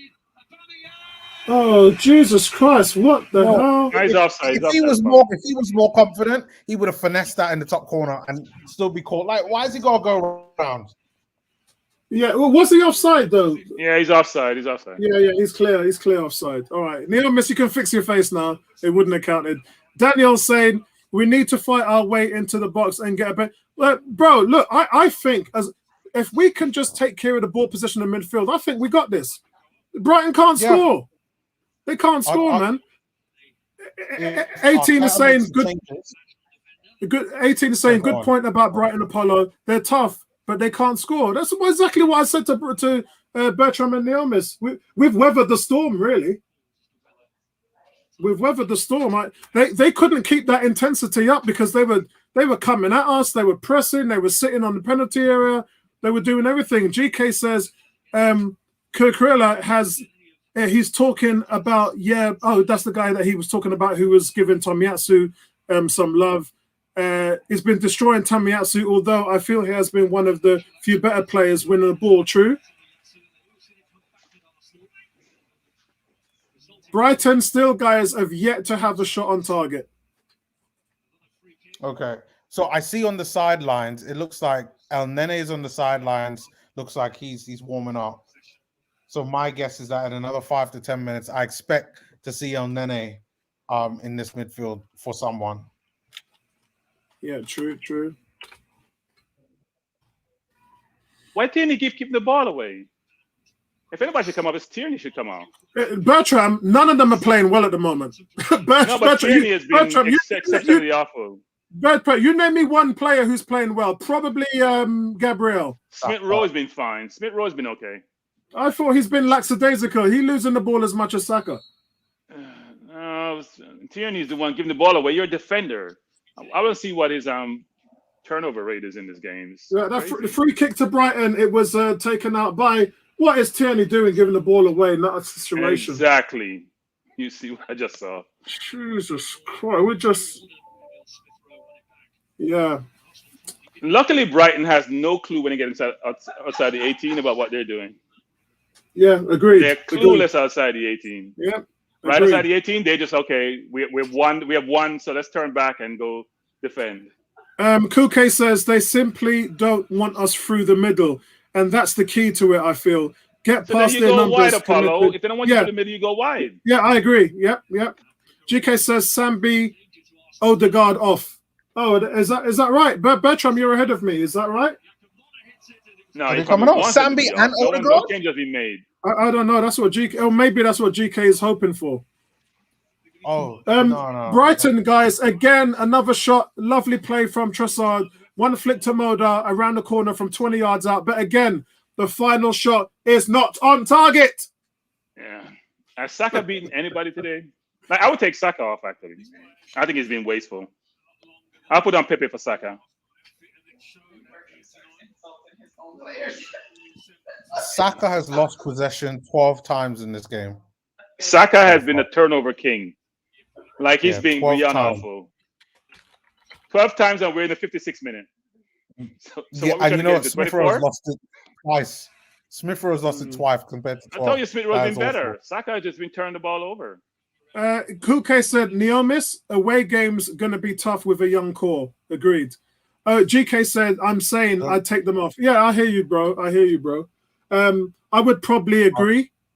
I would definitely bring on Partey. Stop shooting. Partey. Please, somebody please talk to you, Partey. You can't shoot. Stop shooting. It's a turnover. Whenever you shoot the ball, it's a turnover. We're not playing American football. It's not field goal or rugby. Stop shooting. I'm getting frustrated with you. You're a great player. Stop shooting. Every ball you take, you lean back in your rocking chair. It's going to go high. Nobody taught you in Africa to lean over the ball when you're shooting to keep the ball down. Guard's cross. Very frustrating. By the goalkeeper. And not Smith on the edge of the box. Very frustrating. Thomas Partey from 30 yards, and Jesus Christ. Stop shooting. When do you realize it's not my thing and try something? Play the ball out wide to someone to do. All right, so the reason why Bertram's frustrated, and so am I, is because you have just strung 20 passes together. If you have the ball, the other team doesn't have the ball, which means the other team can't pressure you. The other team doesn't have a chance to score. So as long as you're playing possessional football, which is something Arsenal lacked in the first half, then you can be on top of the game. Doing something like that at 29 years old, by the way, this is one of the most experienced players in the lineup, Thomas Partey. Why would you do something like that? Yeah, it's Arsenal again. Bamian there didn't find his feet on the break. Yeah. I take Aubameyang for, like I said, he's playing both sides. He's playing for Brighton and he's playing for us, and that's not working. It's not helping us. Take him off. I'm sorry. He's done nothing in the game. Look, Smith Rowe just lost the ball again. I keep telling you, Smith Rowe losing the ball as bad as... No, he got fouled, Apollo. That wasn't a good I don't think that was a foul. He didn't call it, but he got fouled. Yeah, to me, he got fouled. But at least he's trying. I don't know what... Look. Oh, look at that. You know what? I'm going to give Brighton credit. Brighton, you're playing well, Brighton. Let me change my narrative. Brighton, you're playing well. Listen, according to SofaScore, Smith Rowe and Ben White have been our best players.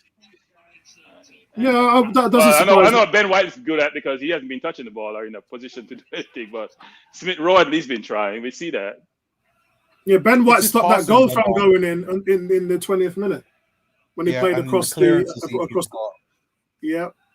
Yeah, he's Pressure the ball. Come on, pressure the ball. So, guys, remember, this is how the first half started. Arsenal dominated the first 10-15 minutes, and then Brighton slowly took over and came into the game. The reason why Arteta, that please coach, please manage your team. the reason Please why manage that your might team. not change now is because Brighton may not have the legs to press Arsenal in the way that they did in the first half. So let's see how this plays out. That's my frustration with Arteta. He doesn't do in-game management. He used to when there was no fans and they could hear him scream in. Make 4 a different change, for languages. Christ's sake. Make a change. Anybody. he's got Just to make a change sake. D says, I repeat, take off Saka. Odegaard, bring on take off Lacazette, Saka and put on take Pepe. off That's the Saka, first bring change. on Martinelli, go full gusto, and then dependent. Yeah. Put on Pepe. You need somebody who can control the ball and beat people. The field is wet. You should be making people skating on the ground. And going Pepe's back. also warming up. Fat Freddy's saying that Odegaard needs to come off as well. Odegaard has easily been the worst player on the pitch. He just has not No, played it's Tierney. today. Well, you know what? They're in competition. Well, so do we bring on Tavares then? No, I'm not going to affect my back four, even though Yeah, terrible it yeah. is. I like to keep my back four stable, but we need to make some change offensively. Come on, Partey, run with the man beside you. Don't escort him down the field. I'm sorry. I'm acting like a typical fan here today. I'm very frustrated. We won 3 in a row. Let's Tell do them you're something allowed to different. be. Tell them you're allowed to be frustrated, man. They're killing me here in the background. Yeah, I can hear her laughing. Tell her I can. mute. I can hear. Tell her I can hear her laughing in the background. They're not league standard.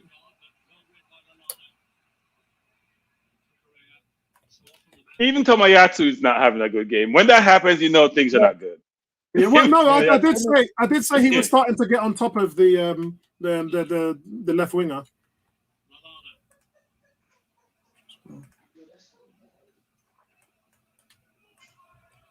All right, here we go. So, guys, here we are. So, some of the shooting, I just typed this out so you guys can see. Some of the shooting in this match has been non-league level standard, in my opinion. We've had 16 shots on goal from both teams, and just one of those shots have been on target from Arsenal. And that's the frustration for me. When you see what Thomas Partey just did, yeah, it's Finally making a change. That's who's taking off. He's So it's taking off going to be Odegaard. Pepe's coming on for Odegaard. So he's going to put Saka in the hole. Odegaard has been awful today. I don't know what the heck is happening. Yeah. He should be flourishing in this game, give him his control and his close control and ability to find a pass. But he's maybe he's not used to the English weather. Maybe he needs to go back. Maybe he needs to the Real Madrid weather. It's a much more humane weather. So for all of you guys that have talked about Pepe's form, as I said, Pepe averages a goal every 3 games, and he played in the first 5 games and didn't score. So Pepe's due a goal. G says we have 29% win probability compared to Brighton's 23%. I bet Arteta uses it post-match. I wonder who's using those calculations. I wonder who's doing those calculations. Whoever coded that system, your coding is atrocious. I think that's ridiculous. Which game you're watching? Probabilities. I don't do probabilities, bro. I do probabilities, but those likelihood and probability, they don't work. It makes no sense. CJ for London, big shout out to you, my brother. Says Arsenal have been very poor. Yeah, they have, mate. They have. Bertram just clapped. Bertram, why are you clapping? Because Aubameyang has the ball in the middle. Pepe is running wide. Let him through, and like usual, Aubameyang has no idea what he's doing. Nothing what he's doing. No idea what he's doing. Lost the ball, goes to Pepe, played it wide to Smith to Tierney, crosses, and we get a corner. Lacazette should be on for Aubameyang a long time ago. This is not his game. Daniel he has no saying control. He can't pass. Get him off the field. Daniel saying Pepe and Saka still not sure. I think it's Pepe for Odegaard, isn't it? Yeah, for Odegaard. Yeah, still not sure. Yeah, Pepe for Odegaard. Saka's still on the right and Pepe's on the left. Hey, Arsenal attacking though, guys. I did say to you guys that if Brighton don't have the legs, whoa, that's a collision. Come on, referee, you got to stop the play. Brighton, I keeper said I came did out, say to you punched the guys. ball, took out both Gabriel Oh and shit! is it Dunk? Both Gabriel and Dunk. I think Dunk may be hurt actually. You know, Gabriel is a rock. He's probably gonna get up. Smith Rowe crossed the ball. Keeper came out and cleared out man, ball, dog, everybody. Ooh, just see that. Why isn't Pepe clearing the first man on that corner? You just what are you doing, bro? He cleared out Gabriel, his old man.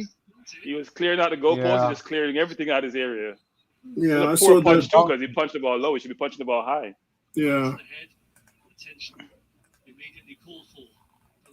So, guys, we just have to wait to see what's going on. They're just having treatment there. They're replaying it. Smith Rowe crosses the ball into the middle. The goalie comes to punch it out. He takes out the defender and Gabriel at the same time. So here's my concern, guys. So we played 3 games, which we did decent in. Destroyed Spurs. I watched Brighton against Crystal Palace. I don't know styles makes fight, but Crystal Palace had them on the ropes and should have scored more than 1 goal. I mean, make Brighton looking like City. That's my frustration. Yeah, that's because Crystal Palace are playing good football at the moment, bro. Yeah, but Crystal Palace is not better than we are. We'll find out when we're playing them in a couple of weeks. Yeah, we spent 128 million pounds. This we'll find out then, Bertram. Because Bertram, when we were doing our predictions, I had this game as a draw and I had Palace down as a draw. No, I have us winning this game, so we need to win it. Let me just check to see what. And they only have Bissouma today. No Lamptey, no Bissouma. We got to do better. So, you're gonna have to pull that spreadsheet up again. You're gonna have to pull the spreadsheet up again, because when we get to 10 games, boy, I can't wait for this analysis. I can't. Oh man! I can't wait to see the analysis. How wrong or how right we were. It's gonna be interesting. Man, here we go. So Bertram actually went for a Burnley and Norwich win. That's big time from Bertram. Congratulations, Bertram. That's really good. If we can't beat Burnley and Norwich, we should go home. Bertram said that we would draw Brighton. I said draw? Okay. And he said we'll beat Palace. Well, we should beat Palace. They only had Zaha. They have a better team this year, but they have Gallagher and a few more players this year. And Palace is at home, by the way. And then he says we'll draw Villa and lose to Leicester. Villa is better than these 2 teams. Damn. Neomis said that we were going to lose to Spurs. I think I said draw to Spurs. Me and Neomis both went for a draw today. Neomis went for a draw next week. I actually said we'll beat Palace next week. Oh Lord, what am I thinking? I must have been on drugs. Listen, for me, Palace is my second team this season. I'm backing Patrick Vieira. He's got that Wenger ideology about him. He plays young players, develops them. I can't go up against Vieira. They're laughing at me, aren't they, Bertram? It's fine. No, they're laughing at my expression when we make really bad plays. Yeah, no, she's not the one to watch out for. It's Bertram's son. I think it's Bertram's son. It's my nephew. He doesn't like Arsenal. Yeah, he's always trying to fling banter. Juventus fan. He doesn't like Arsenal. Yeah. So, guys, so much changes at the moment now in the game. A break from Trossard, who speeds past Thomas Partey in the midfield. Cross from the left. Morpay goes for it. A spectacular 15 yards overhead kicks. And guess what? Just like all the other shots today for Brighton, it goes over the bar, and Ramsdale still hasn't had one to save on target. You see Aubameyang walking out the game? Walking out the game. Look, watch Aubameyang, just walking, as if he's on the beach. Yeah. Like he's not playing a football match. Why is he not off the field? Why is he still playing? Yeah. He hasn't passed the ball to his teammate this whole game. And like I said, can't get in the game for 20 minutes? I know he's leaving, or like they've given him his marching orders, but We're still paying him $150 a week. Yeah, like he's still a useful player, like Lacazette.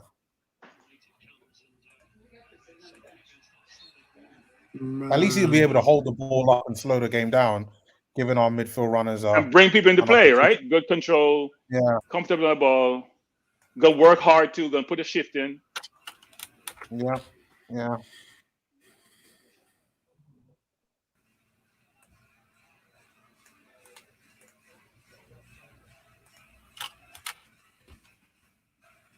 So Daniel says, yeah, I've read that one before. G says, Smith Rowe in the centre now, we look 100 times more direct.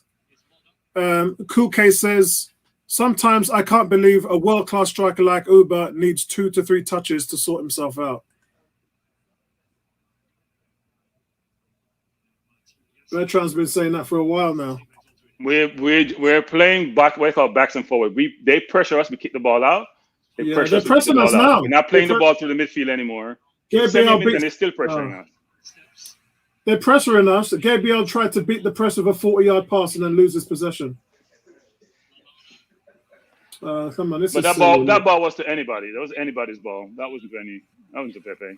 You're gonna get Pepe. You can't play the ball over the top on this wet surface. I play the ball through the line. Wow.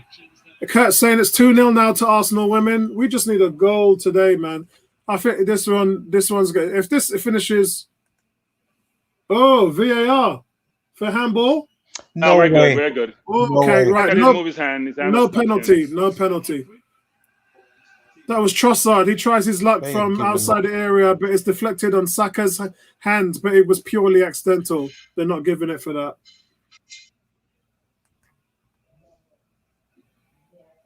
Finally, Laka is coming on. It's about time you make that change. Yes. You're 10 minutes late, Arteta. 10 minutes late. These things are not rocket science, Arteta. These changes should be made more timely.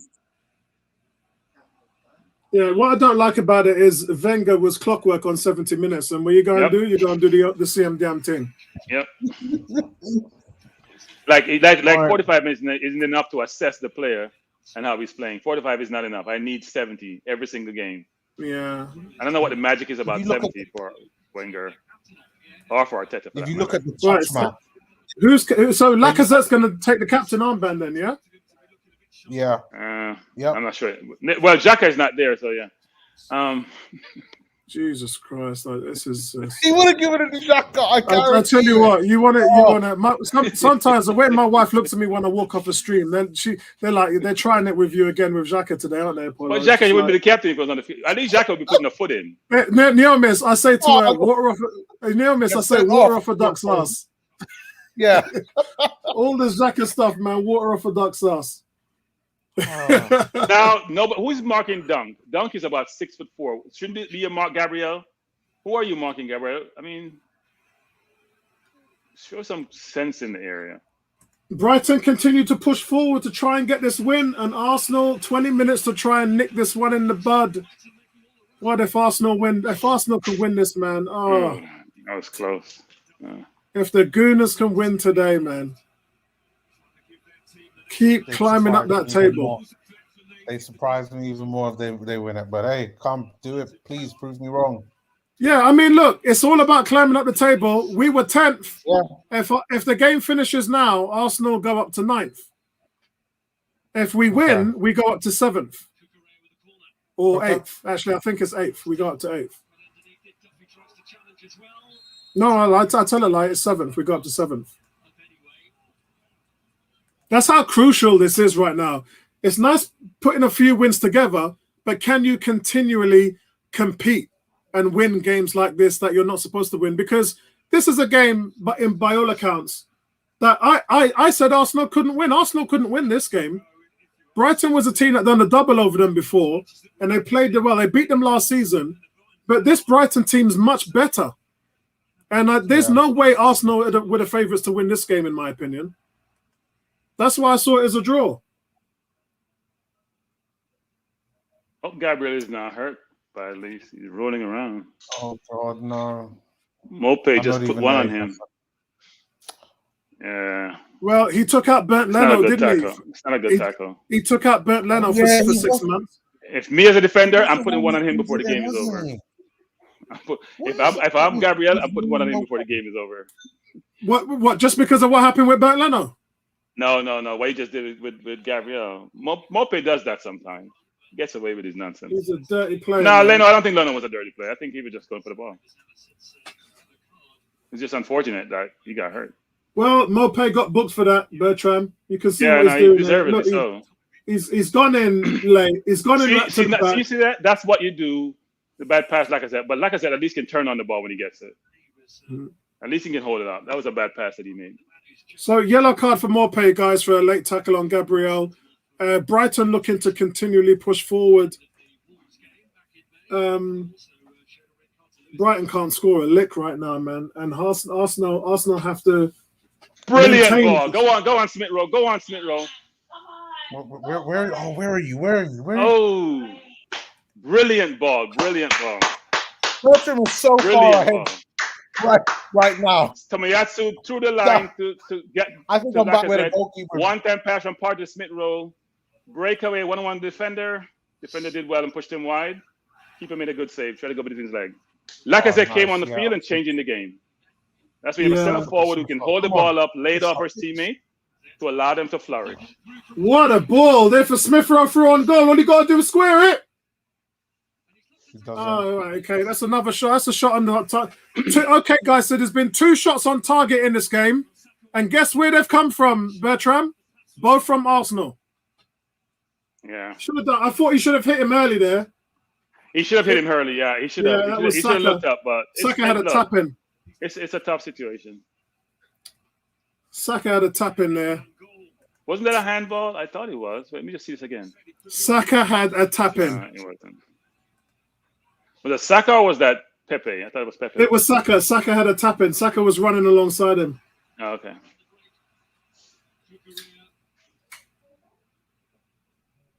Oh, stop complaining, Cucurella. Oh, Saka changed wings. Okay. Look at that. Pepe ran 40 yards back to win that ball. That Smith Rowe was getting tied up with. Did you just see what Pepe just did? It wasn't a handball. It wasn't a hand. It was head down. I actually think that's a foul on Tomiyasu, but it looks like he just nudges Tomiyasu forward. Anyway, Right, like I said, guys, Pepe ran back 40 yards to make that tackle. It's putting in a shift in. That's what we need.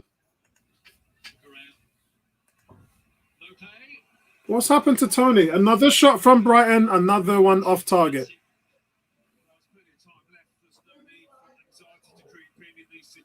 Mopé better be careful I don't call Guendouzi on his ass, you know. Daniel says, Guendouzi is such a stirrer, right? You got Van Aanholt as well. Like, he's got problems with him now. Guendouzi just what a ball there. Guendouzi has problems with life. Pepe picks it up on the right. Oh. But Arsenal maintain possession. Tomiyasu back to Partey. Partey clean inside ball to Lacazette. It's a nice through ball to Pepe. Set for a corner. Let's go. Let's go. Let's go.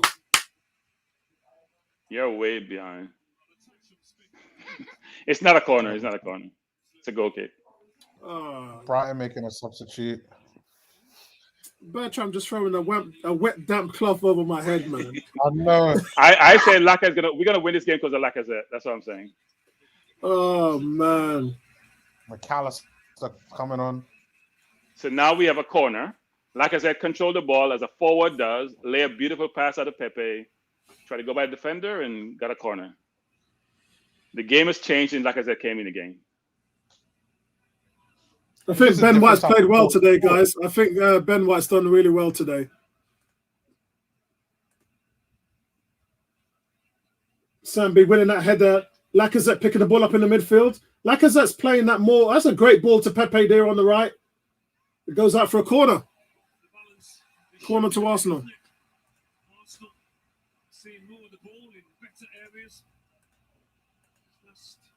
Bertram's on mute. Deliberately. You don't want to hear what I have to say. We have another corner. So we had a corner. Okay. We've got another corner. Pepe's going to take it now from the... Can he beat the first man, please? Because what is going on with his corners? Okay. Far past that one. Well done. Was it Ben White actually forced into that to get that corner for Arsenal?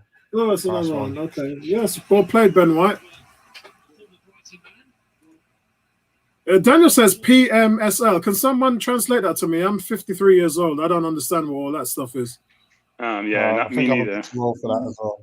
I don't do the text language thing, so I have no idea. I'm going to have to Google that one up, Daniel.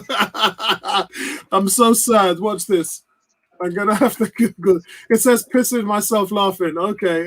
Oh, I'll remember that next time. Thomas Partey in ball there. Oh, it gets past the free kick, ref. Ben White on the edge of the penalty area. What's going on here? Oh, dear. I think Arsenal are in a better position to win this game later on than Brighton are. Brighton don't know their 2 times table in the final third. They're all over the place. Daniel's pissing himself laughing because he knows how late I am. Yeah, I have to be. I can watch it on my big 60-inch OLED LG TV in the front room, but then I wouldn't be able to do all of this on my PC, and I wouldn't be able to do all the comments and all of the updates and everything else. So Tierney missed that. I have to sacrifice that. What's that? That ball was on target. That cross was on Brighton target. got a shot on target. Well done to Brighton. Yep. Wow. 80 Brighton minutes in. actually.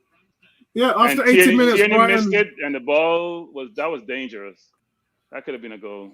Daniel Corner says, to slice shot, Brighton. great save by Randall. Randy, what's going on? Oh, Randy they got says, another evening, shot. gentlemen. Aubameyang shocking today. Most of them have been shocking today, Randy. Wow, was that another shot on target? Yep, that was a save by Ramsdale. Yeah, it was. Good save by Wow, Ramsdale. Brighton coming on. Yeah. Brighton putting the pressure on now.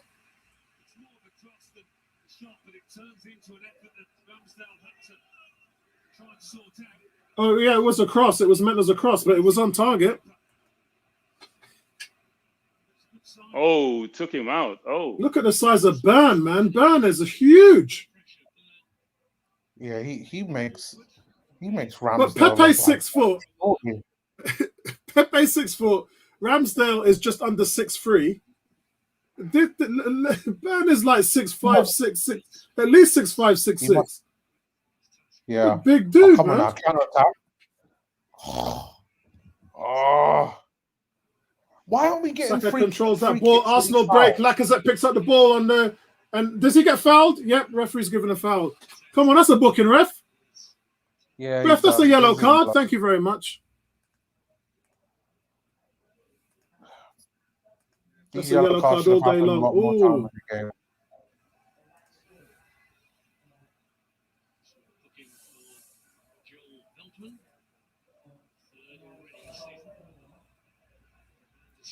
Yeah, seriously, guys. There is 82 minutes gone, and it's been a battle, and it's been nothing less than what I thought it was going to be today. Brighton have roughed us up just like they do many other teams, and I think considering Arsenal's impressive away improvement under Arteta, which I pointed out in the forums today, and if you look in the match preview, I've also put it in there. I thought coming away from today with a point would have been a decent result, and I stand by that. I'd like to win it, though. Yeah. I'll take a point. Yeah, I mean... I'll take a point and go home. Yeah, me too. We don't deserve to win this game.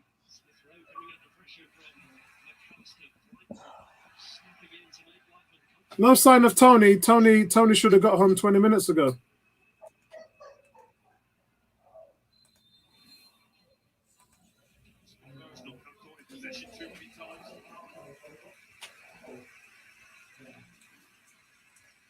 Yeah, it's not the greatest performance, guys, but we've had to battle. And at times, we've looked like getting on top of them. This is what happens when you play quality teams away from home. That's just the name of the game. That's what happens, and sometimes we need to recognize that as Arsenal fans. Brighton are sitting 5th in the table at the moment. Yeah? Brighton are sitting 5th in the table above Man City. That's where they are. They didn't get there by luck.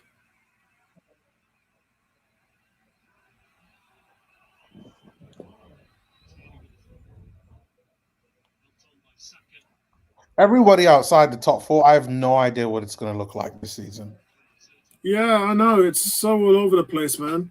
Randy says should have never took off Odegaard. Odegaard wasn't. He wasn't good. He wasn't at the races today, mate. He probably should have took him off earlier and put on Maitland-Niles, in my opinion. But you look, Smith Rowe. Why would we have kept Odegaard on? Smith Rowe has gone into that number 10 position with Odegaard, and he looks much better in his directness. Come on, Arsenal. We got to get back. We have to get back. Don't escort him to your box. Jesus Lord. You always got to stop the ball. Don't run, leave the ball. Always have to stop the ball. We're backing up, not stopping the ball.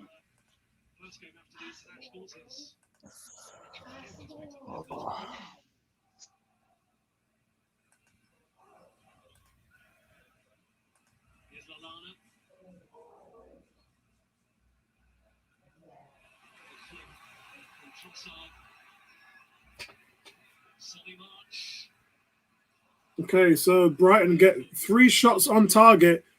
They hadn't had a shot on target in 80 minutes, and in the last 4 minutes, they've had 3 shots on target. It's mad. Someone's been having a word with them. Arsenal, on the other hand, seems to have cooled off a bit.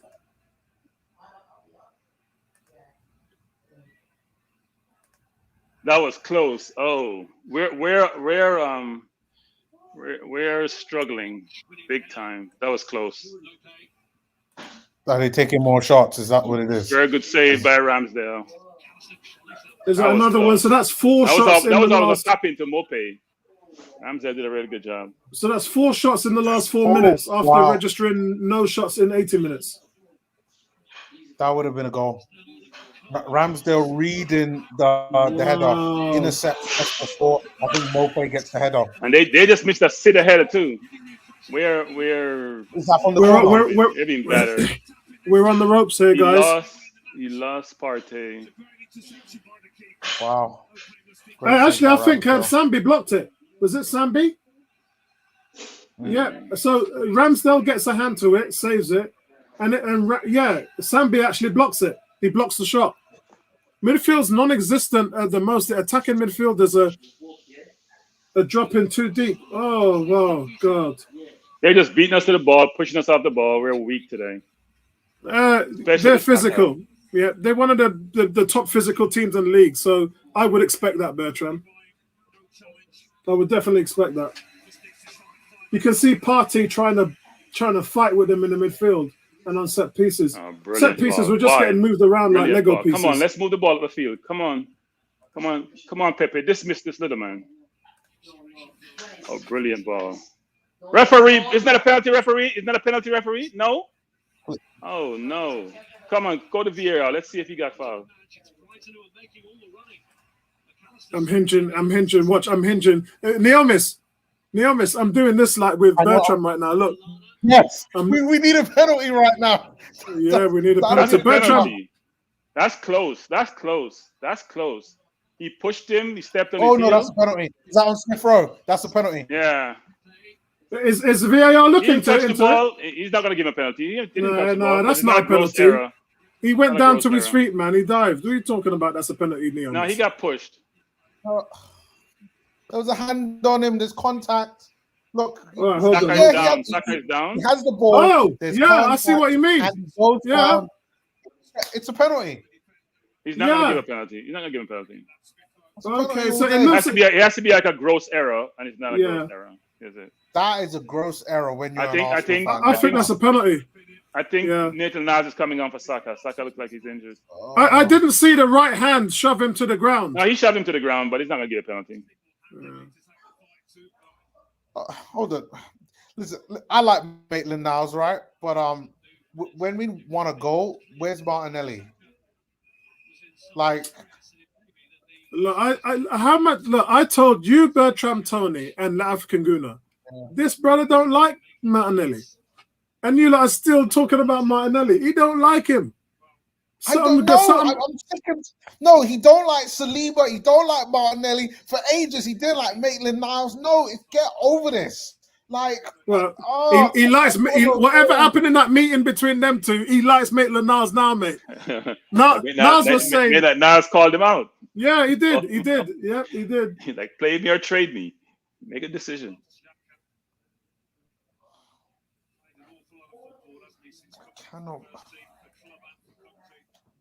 Oh, this is bad, man. Smith Rowe did not get a penalty. 1 minute left in the game, guys, and I'll take a draw right now. I'll take a draw. Yeah. There's always going to be a tough game coming here, guys. How many people predicted a draw? Brighton. I said it was a draw. Nielma said it would be a draw. Nabil said we were going to win. Bertrand went for a draw. Tony said we were going to win. The African Gooder said draw. Ebony said draw. Lewis said win. Vincent said draw. And Tom said win.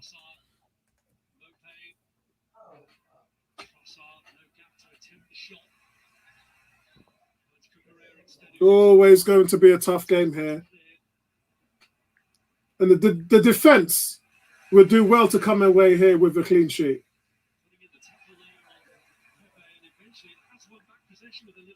Oh, that's nice. Wow. Lacazette won the ball back. How was that a foul? Oh, my God. Lacazette cleanly stole your pockets. What, has he booked him? Partey got the foul. Partey got the foul. It's not like a Partey got the foul. Oh, yeah, because of the elbow. The elbow to the face. Elbow to the face. Yeah.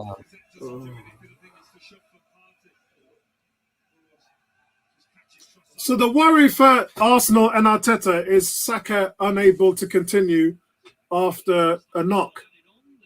That's the concern there. Play Martinelli. It's not. Sorry, Pepe on the right. Pepe or Martinelli on the right. Yeah, Randy says we'll settle for a draw as well. I agree, mate. Yeah, as bad as it sounds, it is what it is, isn't it? Yeah. So let's see what Ramsdale does with this. Oh, look, Brighton bullshitting now, trying to get a penalty.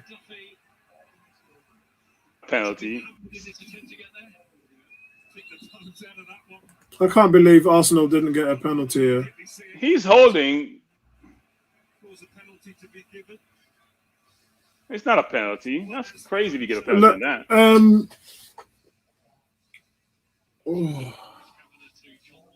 Ramsdale's having to deal with. Yeah, he's a man of the match. Yeah, I think he is, because he's had to deal with organising that back four. He's had to deal with being smart with his distribution. Now they're doing a VAR on this shit now.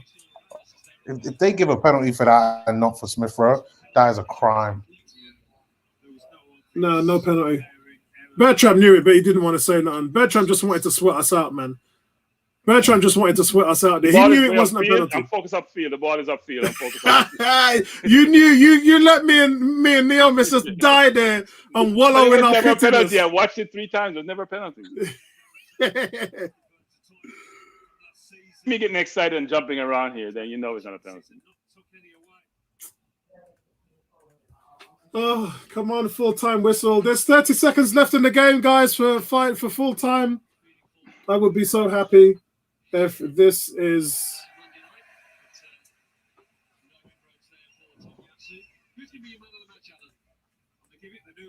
Some ref. Blow it off, ref. Back in their own half, they just had the side of 18. Pepe with the ball. Oh, he got tripped. Come on, referee. Last minute drama. I could do with some last minute drama here, guys. Game is over. 1-1, 0-0. We didn't score a goal.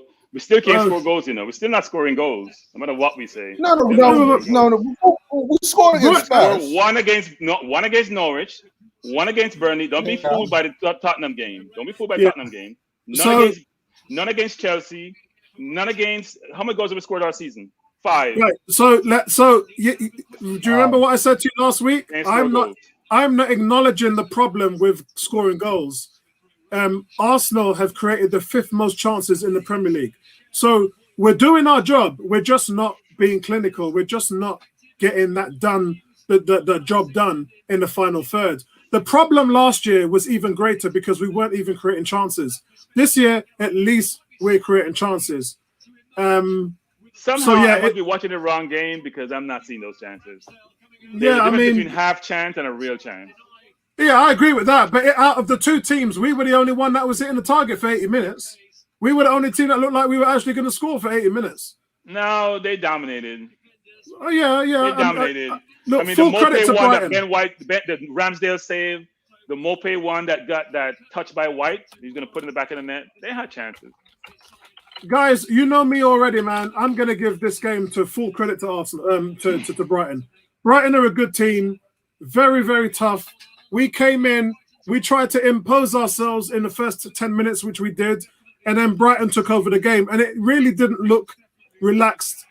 10 minutes till the end of the first half, we started coming back into the game. Good start to the first half for me from Arsenal. Very positive start. There must have been some adjustments in the locker room from Arteta, but Brighton started coming back into the game, and it was just that tussle for who wanted it, and we just had to deal with the weight of their physicality, which is something this team is not really built upon. I must say again, this is the 4th game that this team has played together, and this Brighton team has been playing together for years. So I think to come out of here with a point, I think the team's done well. Did they play well? No, they didn't. Was it a battle? Yeah, it was a battle. The effort that the back 4, especially the centre-backs for me, the centre-backs are the real stars for Arsenal in this game. Big shout-out to Ben White and a big shout-out to Gabriel. But I think the man of the match for me is definitely going to be Ramsdale. I'll leave you to Neomis. What's your opinion on the game? I'm going to do my player ratings quickly here while you're doing that. I'll start. I think overall it's a tough game. I think we all knew from the first half how the game was going to go. Brighton got their tactics right. They did everything they possibly could to stifle Arsenal and then to try to look for opportunities to create for themselves. And surprisingly, they created a lot of opportunities for themselves, but just couldn't put it away. And at the end, we're just left in for Arsenal to kind of find another way. And I think it's a tough one to call. Like, I know everybody wants to try to find a blame and say it's this player's fault, it's that player's fault. But I just think that the way how Brighton has set everything up, like, we don't have enough variation in our players to be able to have combat this today. I agree. But maybe you could have said that Arteta could have made the substitutions a little earlier, but yeah, I mean, is another 10 more minutes really going to make a difference? Because I think if this game had gone on for 100 minutes, I still think it would have been the same thing. It would have still been Brighton trying to shoot outside the box and missing chances, and maybe Arsenal getting 1 or 2 more and not really doing anything with it. So on the balance of play, it's probably fair. Yeah, I've got a bit of a gripe with why Martinelli's not getting on the pitch when Xhaka's tired. But again, yeah, like, there's no guarantee that Martinelli would have been able to do anything anyway. So it's a fair point. I think we should all kind of begrudgingly take it. And then we're on to one of my favorite managers. I think the next game against Crystal Palace. So yeah, looking forward to that one. Bertram, the floor is yours. Bertram? Oh, you really want to give me the floor? It was a long game. You stay there. Player ratings are up next, my friend. Look, it's a difficult game. Brighton are a very good team, so we just give credit to Brighton how they played. The conditions doesn't help when you're a young team, athletic team, not the most physical team. The weather conditions when the field is challenging.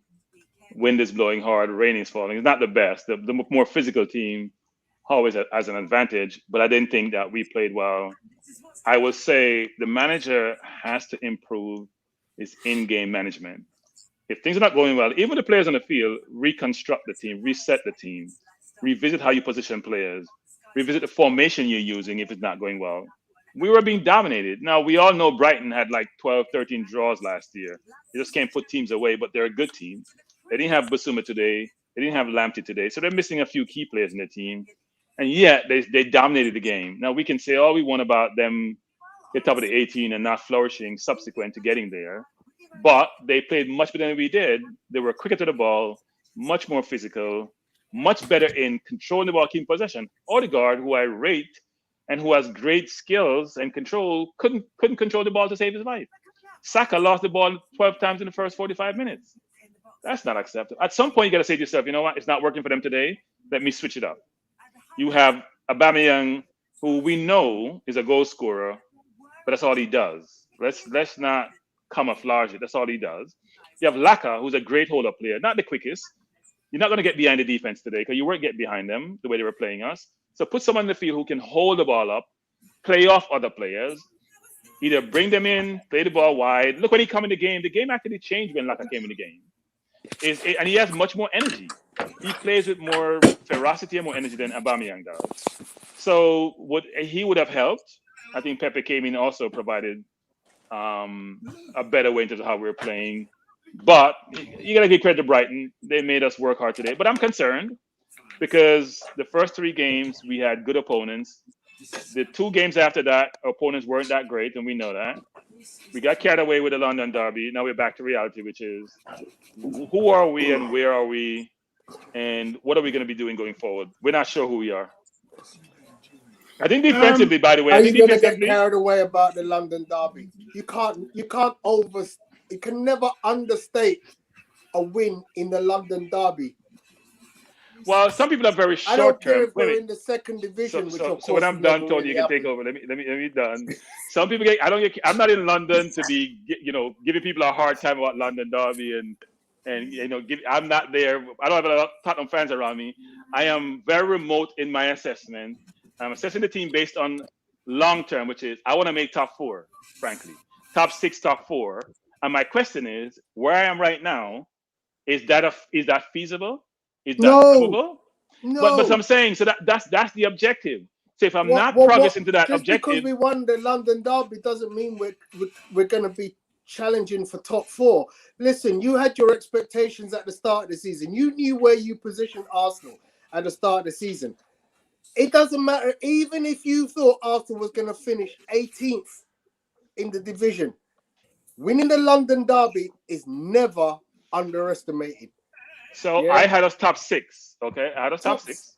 I don't care where you put us, man. I had us top 6, and here's my rationale. In the first 3 games, we didn't have our full team, right? No Partey. I think we just barely had Ben White. He got bullied at Brentford. No Gabriel, right? We didn't have Tomiyasu. We have 2/4 of our defense now in play, which we didn't have before. And we didn't have Partey in the first few games, right? So therefore, you're saying my middle is solid. I'm really a rock in the middle. Now, do I get my fluidity up front, my Odegaard, my Smith Rowe, my Xhaka? If they play up to their ability, where do I see myself with no injuries? And I had the great Xhaka, who wasn't here today, who got hurt. The great Apollo. I'm ignoring you. So maybe today where we got bullied Tony because Xhaka wasn't here. You know what, Xhaka? Oh come on! Come on! I was pulling for Lakanga to come join. Lakanga had an okay game today. He wasn't poor. He wasn't poor like some other players, but he wasn't. There were no standouts today. Even Partey struggled. Yeah, Partey struggled for me. Not physically imposing himself in the game, but his shooting is so erratic. I just don't get this guy. I mean, literally, you're like, don't shoot. If you're going to shoot, at least make sure one is on target. I don't care if it goes straight in the goalkeeper's chest, but at least it's on target. But Tony, here's the problem, Tony. If you realize that my shots are going high, don't I even overcompensate and lean over the ball? Yeah. If you lean over the ball will go lower, right? He goes back in his rocking chair. Yeah. If the ball is going to go high, it's inevitable. I don't get it. I'm not surprised by today's result on account of the fact that,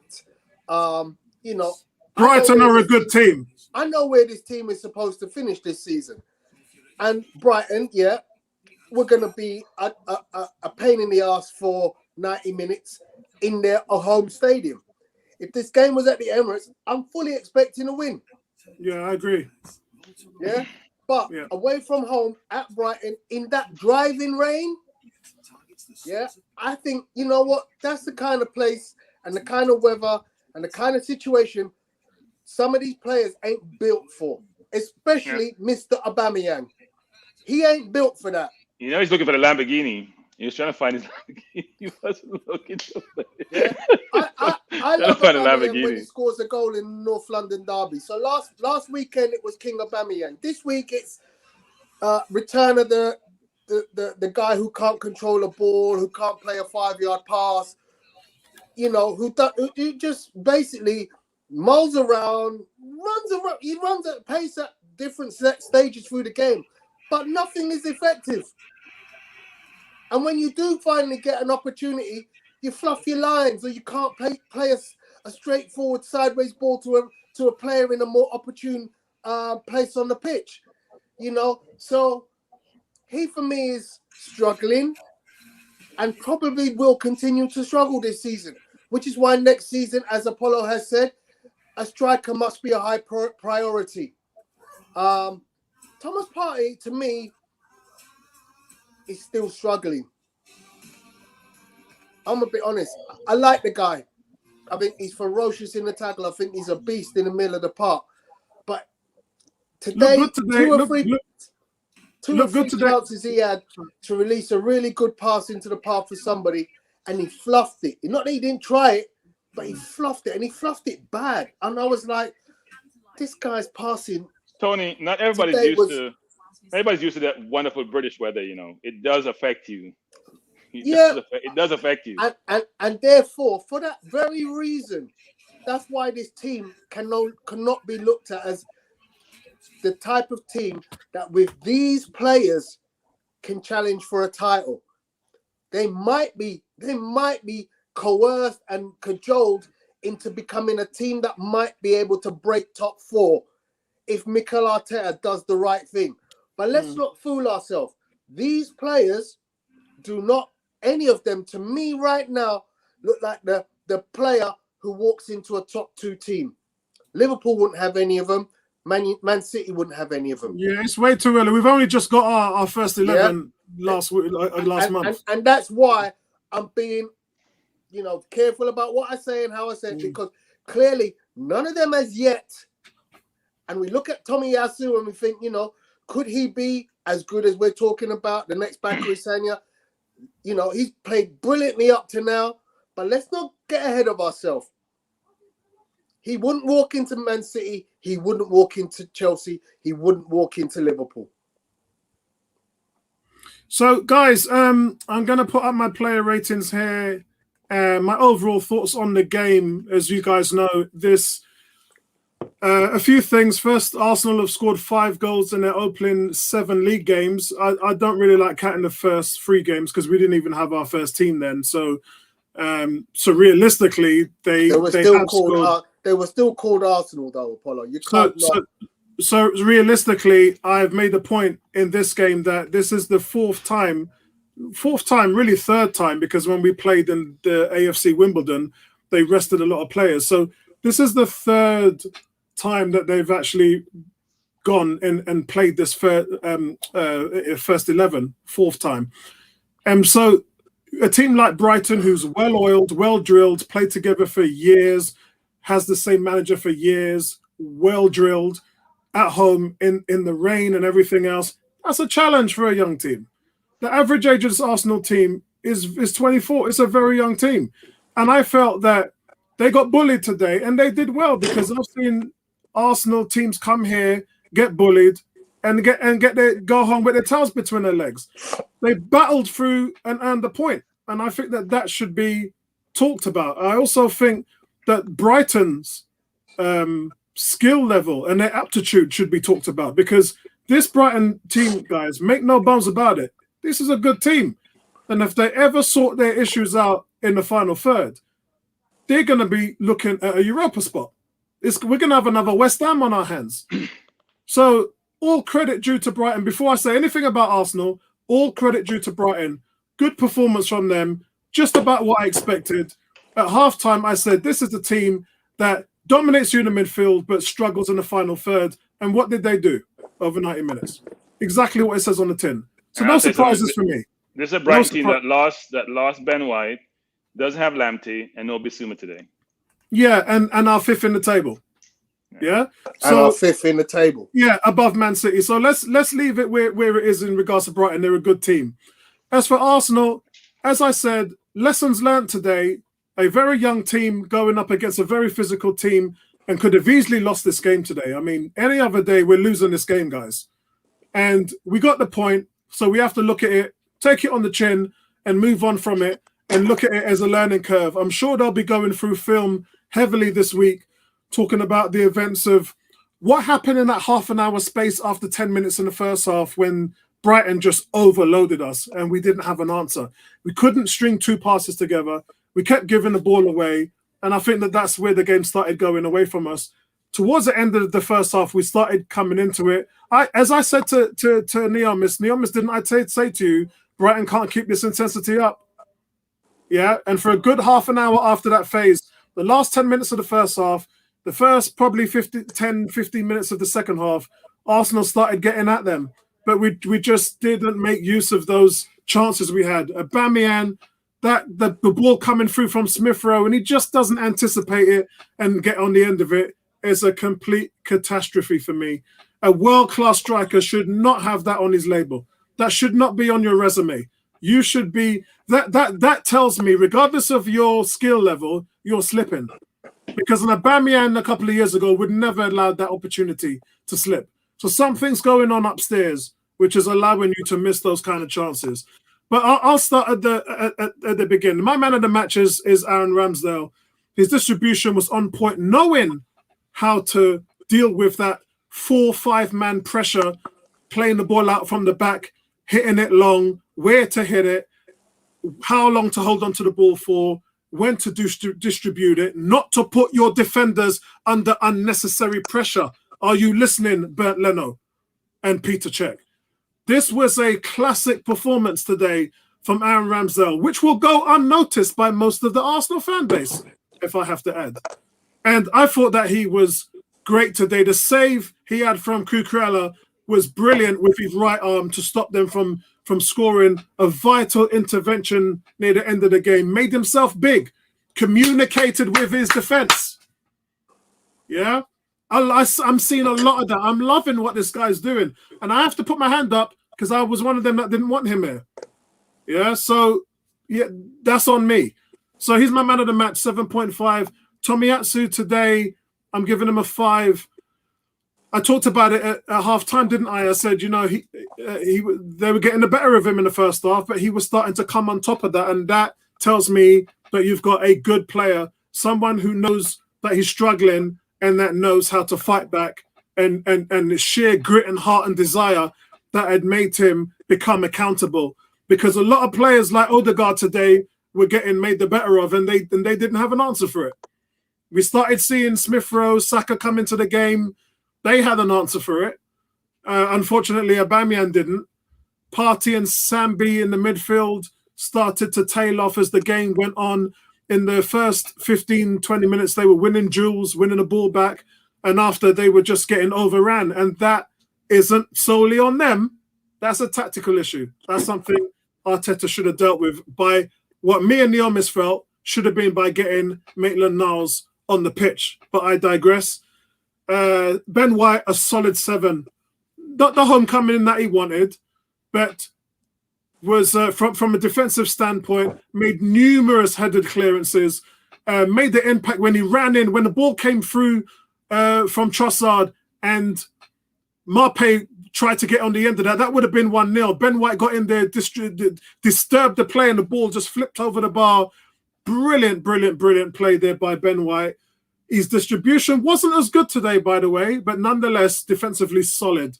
Gabriel, another strong outing from Gabriel, who for me is probably, along with Ramsdale, being the best player on the team. Didn't look flustered at all, looked strong in defense. Burnley was trying to throw everything at him. Nothing can beat this guy. Yeah? And I worry about him a little because Bertram brought up a great point about his irregularities for his tempo, the type of rawness in his game. I'm not seeing that this season. I'm seeing a little bit of a mentally settled Gabriel. I'm not seeing a lot of rash in his decisions. So I'm giving him a solid 7. Kieran Tierney, I'm struggling with a 4 or 5. In the end, I gave him a 4 because you just can't be that lackluster in possession. When your team is struggling to hold on to the ball, there's 2 things you don't want to do. You don't want to gamble with your passes, and the second thing is you don't want to make any silly mistakes, and that's when we should welcome the sideways and backwards. There's a time in the game for the sideways and the backwards, guys. It isn't going to be your top level. Sorry, we're getting television there. It shouldn't be the forte of the team, but when you're getting overrun, the sideways and the backwards is called for. And at times, not just Thomas Partey, not just Tierney, Thomas Partey and Sambi as well, and Odegaard and Smith Rowe and Saka. There's a lot of players that was guilty of doing that today, where they just wasn't looking after the ball. And you got to put down to the fact that the manager still has to drill this into them because this is a new team. So overall, guys, I have to give him a 5. I didn't think he was very good today. Thomas Partey, I'm giving him a 5 as well. I thought he started the game well, but that drop-off level, which I talked about, which is the same. In fact, I can say the same about Sambi. I'll grade them both together. They both get a 5. Strong outing in the beginning, but they both tailed off, leaving spaces vacated in the midfield, and they just lost control of the midfield. But I actually put that a lot down to Arteta as well, because you have to put an extra man in there. If Brighton's going to overload, you answer back. You don't answer by doing nothing. And I think Arteta got outplayed today in that regard. Martin Odegaard today, guys, I was struggling. I had him at a 3, and then I just shifted up to a 4 because it wasn't the usual technically assured game we see from him. And it just wasn't his day-to-day. And we have to live and learn, guys. You get that. And in a game like today, which needed that level of quality, it needed that leadership in the midfield, we just didn't get it from it today. I'm not going to spend the next 5 minutes bashing him. Saka, I thought, improved, and Smith Rowe. Saka, I give a 6. He was one of the bright stars. He was one of in the way that we fought back and started bringing the game to Brighton. He was one of those guys. It was him and Smith Rowe that was doing that. Smith Rowe, I gave a 7, constantly with the ball driving forward, looking dangerous, setting things up. He was willing to do it. He was willing to put an extra to shift in. That level of positivity from his game was very warming and much needed. And it showed when Odegaard went off and he stepped into Odegaard's position. What Odegaard should have been doing is what we saw from Smith Rowe. Aubameyang, I'm going to give a 3. Man, I don't know what's going on. A dreadful performance. No intensity. Nothing we saw from last week. On the ball or off the ball. Just a poor performance from him. And I thought Lacazette did what Aubameyang should have done. That's why I don't normally put substitutes in there, but we can talk about them and we can grade them, guys. So I'm giving him a 7. Solid game from him. Arteta, I'm giving a 5. I thought, although he dropped the ball on the adjustments, I thought that the team sheet was exactly what he should have gone with. The formation was fine. I thought the way how the team had kept a clean sheet and dealt with the enclave of pressure from Brighton, I thought we did well to come out of this with a point. So the manager has to, as bad as he's got to take the blame for some of the things that didn't go well, he's also got to take the accolades for getting a point today. So that's my grades. Neomis, do you mind if I go to Tony? Because Tony missed a lot of today. So I'd like to get his thoughts. So I'll go with him on the grade. Sorry, guys. So, yeah, thanks very much for that. I was actually just listening while you were talking to Aaron Ramsdale, who I have now officially christened Curry Goat. And you know why, right? There's a lot of people that don't know, Tony, so tell them. Okay, so there's an interview on Arsenal.com with Aaron Ramsdale, where they said, Aaron, what's your favorite food? And he says, Jamaican. And he says he would eat Jamaican food over any food in the world. Chinese, Italian, you name it. And his favorite is curry goat.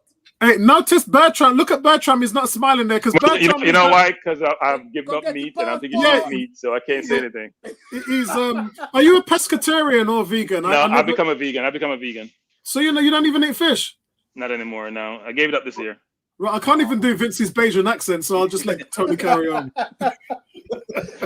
So yeah, I was infused. I mean, listen, I gotta say, Aaron Ramsdale today saved our bacon several times. How many clean sheets is that now, Tony? 3 out of 4 games. 3 out of 4 games. 3 wins and a draw. The guy, to me, and I'm like yourself, Apollo, I got to hold my hand up. I was not best pleased on seeing this guy coming into our team. But congratulations, Aaron Ramsdale, getting a call back into the England team, which to me seems well deserved on the back of his performances this last 4 games. He was a rock back there. He made, he did all the right things at the right times. He had that huge lump of a centre-back coming up at crosses, causing all sorts of mayhem. And who was helping him? Yeah. Pepe. Yeah. Pepe was trying to get that man off him, boy. And I was watching that battle. It was hard. It was difficult. That guy, it would be like trying to defend against Kareem or trying to defend against Shaq. He had his head on his arm. His head was on his arm. Yeah, like Andre the Giant. Andre the Giant with his hand over him. Oh, God. So, yeah, Aaron Ramsdale for me gets an 8 and a man of the match. He was superb. And I love he came out. He talked very eloquently. And you know what? To me, he's a media darling because he's got a great presence on screen. You probably get to watch the interview a bit later yourself at some point, but he does come across really well. He came across very honest in his post-match interview today. He was saying how the team weren't performing at its best, that they needed to go back to the training ground and improve in certain areas. He said that it was difficult with the conditions, and I've already alluded to that some of these players, they're not made for this kind of weather. They're not. Then they're gonna struggle and this is like the Ozil scenario. Ozil could not play away from home in a rainy north. Yeah. Sorry, Tony. I'll just leave this one up here for you. Ramsdale has kept 3 clean sheets in 4 league matches with Arsenal. He only kept 5 clean sheets in the entirety of the 2020 and 2021 Premier League season with Sheffield United over 38 matches. Wow. Phenomenal stat. That's a phenomenal statistic. So yeah, Ramsdale definitely is for me a leader on the pitch because he's so vocal. I mean, I'm watching the game and I'm like, I literally can hear him shouting at the players. Yeah.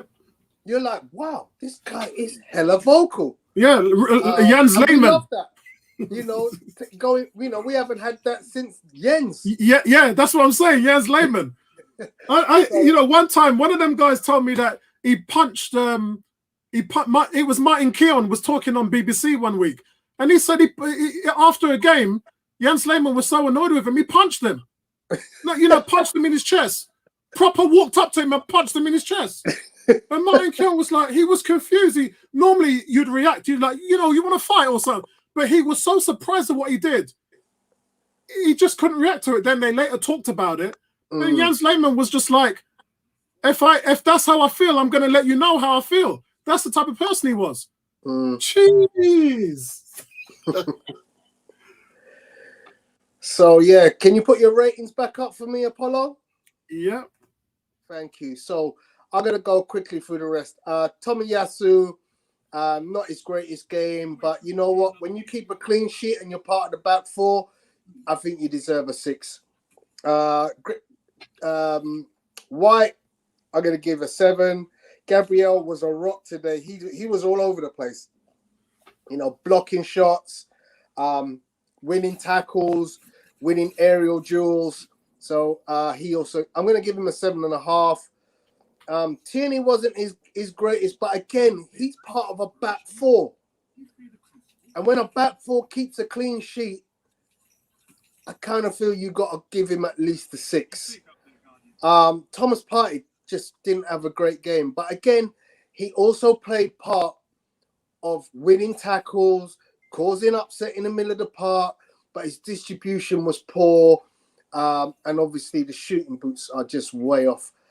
So I'm going to give him 5.5. Sambi was tidy. He didn't do anything overtly great, but I think he's growing into it. Obviously, you know, this is one of his first true proper games in the Premier League. You know, I'm not expecting him to tear up trees and be playing 30-yard balls and all that. He kept it simple. He did what he had to do. So he's also going to get a 6. Odegaard struggled. This was Odegaard's Ozil moment. Yeah. He pretty much had no joy in this game. You know, he tried, but nothing was coming off. It was just not his day. So I'm gonna give him a 4. I agree with you, Mark. He's a 4. He's below good, or just good enough. Saka, he was trying again, but just things weren't working for him. So I agree with you. You're 6. Aubameyang, wow, to mark him 3, that's really rough. Yeah, it was awful today. I mean, if Odegaard gets 4, Aubameyang's got to get 4 in my eyes, just because they were as bad as each other, in all honesty, in my eyes. Smith Rowe was a breath of fresh air. He was so industrious. His running was phenomenal at the end of the game.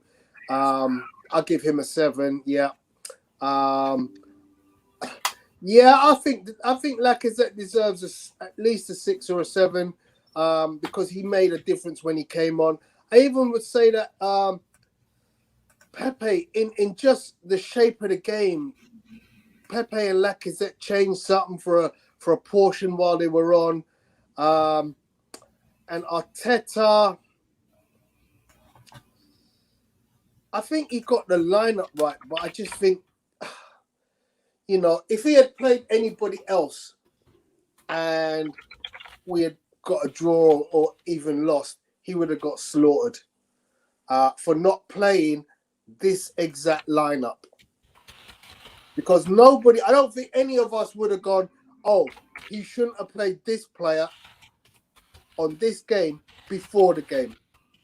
I asked the question of the 3 of you gentlemen. Would any of you have said one of these players that were on the starting 11 shouldn't have started? No, everybody picked this team, essentially. Right. Yeah. So for that reason, I don't give him a 5. I give him a 6. Maybe even a 6.5 because he didn't pick the wrong team. The players didn't perform. And maybe he was, unable to see those underperforming players at the right time and make necessary changes. But in fact, I'm going to give him a 7 because I think he got the right team. I just think sometimes the players, those same players, bar one, which was Lokonga, got a fantastic result last week. Conditions today meant that some of them weren't performing like they did last week. And that's not the manager's fault. I agree. Before I go to Neo Miss, read out some comments. Carlito said there's a lot of comments down here, guys. After a week of euphoria by Arsenal fans, they brought right back down to the cruel reality about this team and this manager. That's a really harsh comment, bro, considering the manager's finally got his team and they're unbeaten. Since he's got that first 11. Since this 11 that Tony talked about, the team sheet, which we all agree we would have chosen, they haven't lost the game. So it's a bit of a harsh comment there. But I respect your opinion. Dee said it's a bore fest. I'll take a bore away from Brighton all day long, mate, as long as I get a point. Facebook, I think this is Mark Darby, says missed Xhaka in possession massively today, but we didn't miss him against Man City and Chelsea, did we? And Brentford. Why didn't he bring on Martinelli? Oh, look, man, I think until I don't know. Maybe he's afraid that of Martinelli that he might get injured. Yeah, maybe that might be it. Carletto says we were lucky to escape with a point. We got out muscled. Yeah, we did. That's Brighton, and a lot of teams. Exactly what you said that happened to us. That happens to a lot of teams, including the big teams when they go there. It's not an easy place to go to. It's like, take for instance, some of our fans poo-pooed on the fact that we went up to Turf Moor and won. Turf Moor is a fortress. Going up there and winning, that's as good as going away to Brighton and winning, in my opinion. Dee said he never asked questions of Brighton's defence.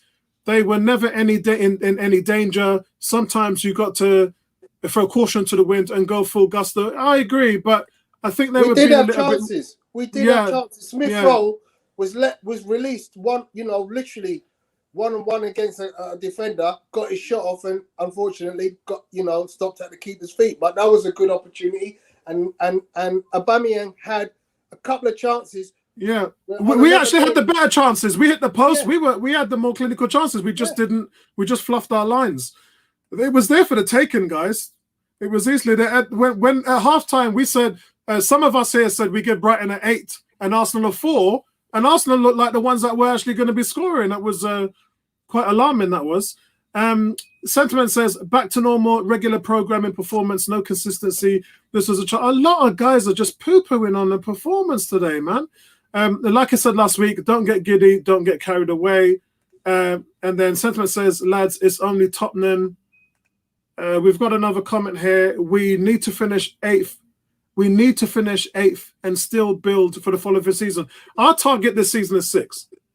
That's our target. If we can achieve that, then it's been a good season, in my opinion. Anyone talking about top 4, they need to go and see the doctor fast. Sentiment says Spurs lost 3 London derbies on the bounce. This is about us going forward, really. Carletto saying this performance by Arsenal today vindicates the performance versus the teeny tats. Brighton don't look like teeny tats. Go and look at the lead position, my friend. G's got some ratings here. G says Ramsdale 7.5, Tomietsi 5, White 7, Gabriel 7, Tierney 4, Partey 5, Sambi 5, Odegaard 4, Saka 6, Aubameyang 3, Smith Rowe 7, Lacazette 7. Aubameyang. That's pretty much the same as yours. Yeah, it's pretty much the same as what mine was.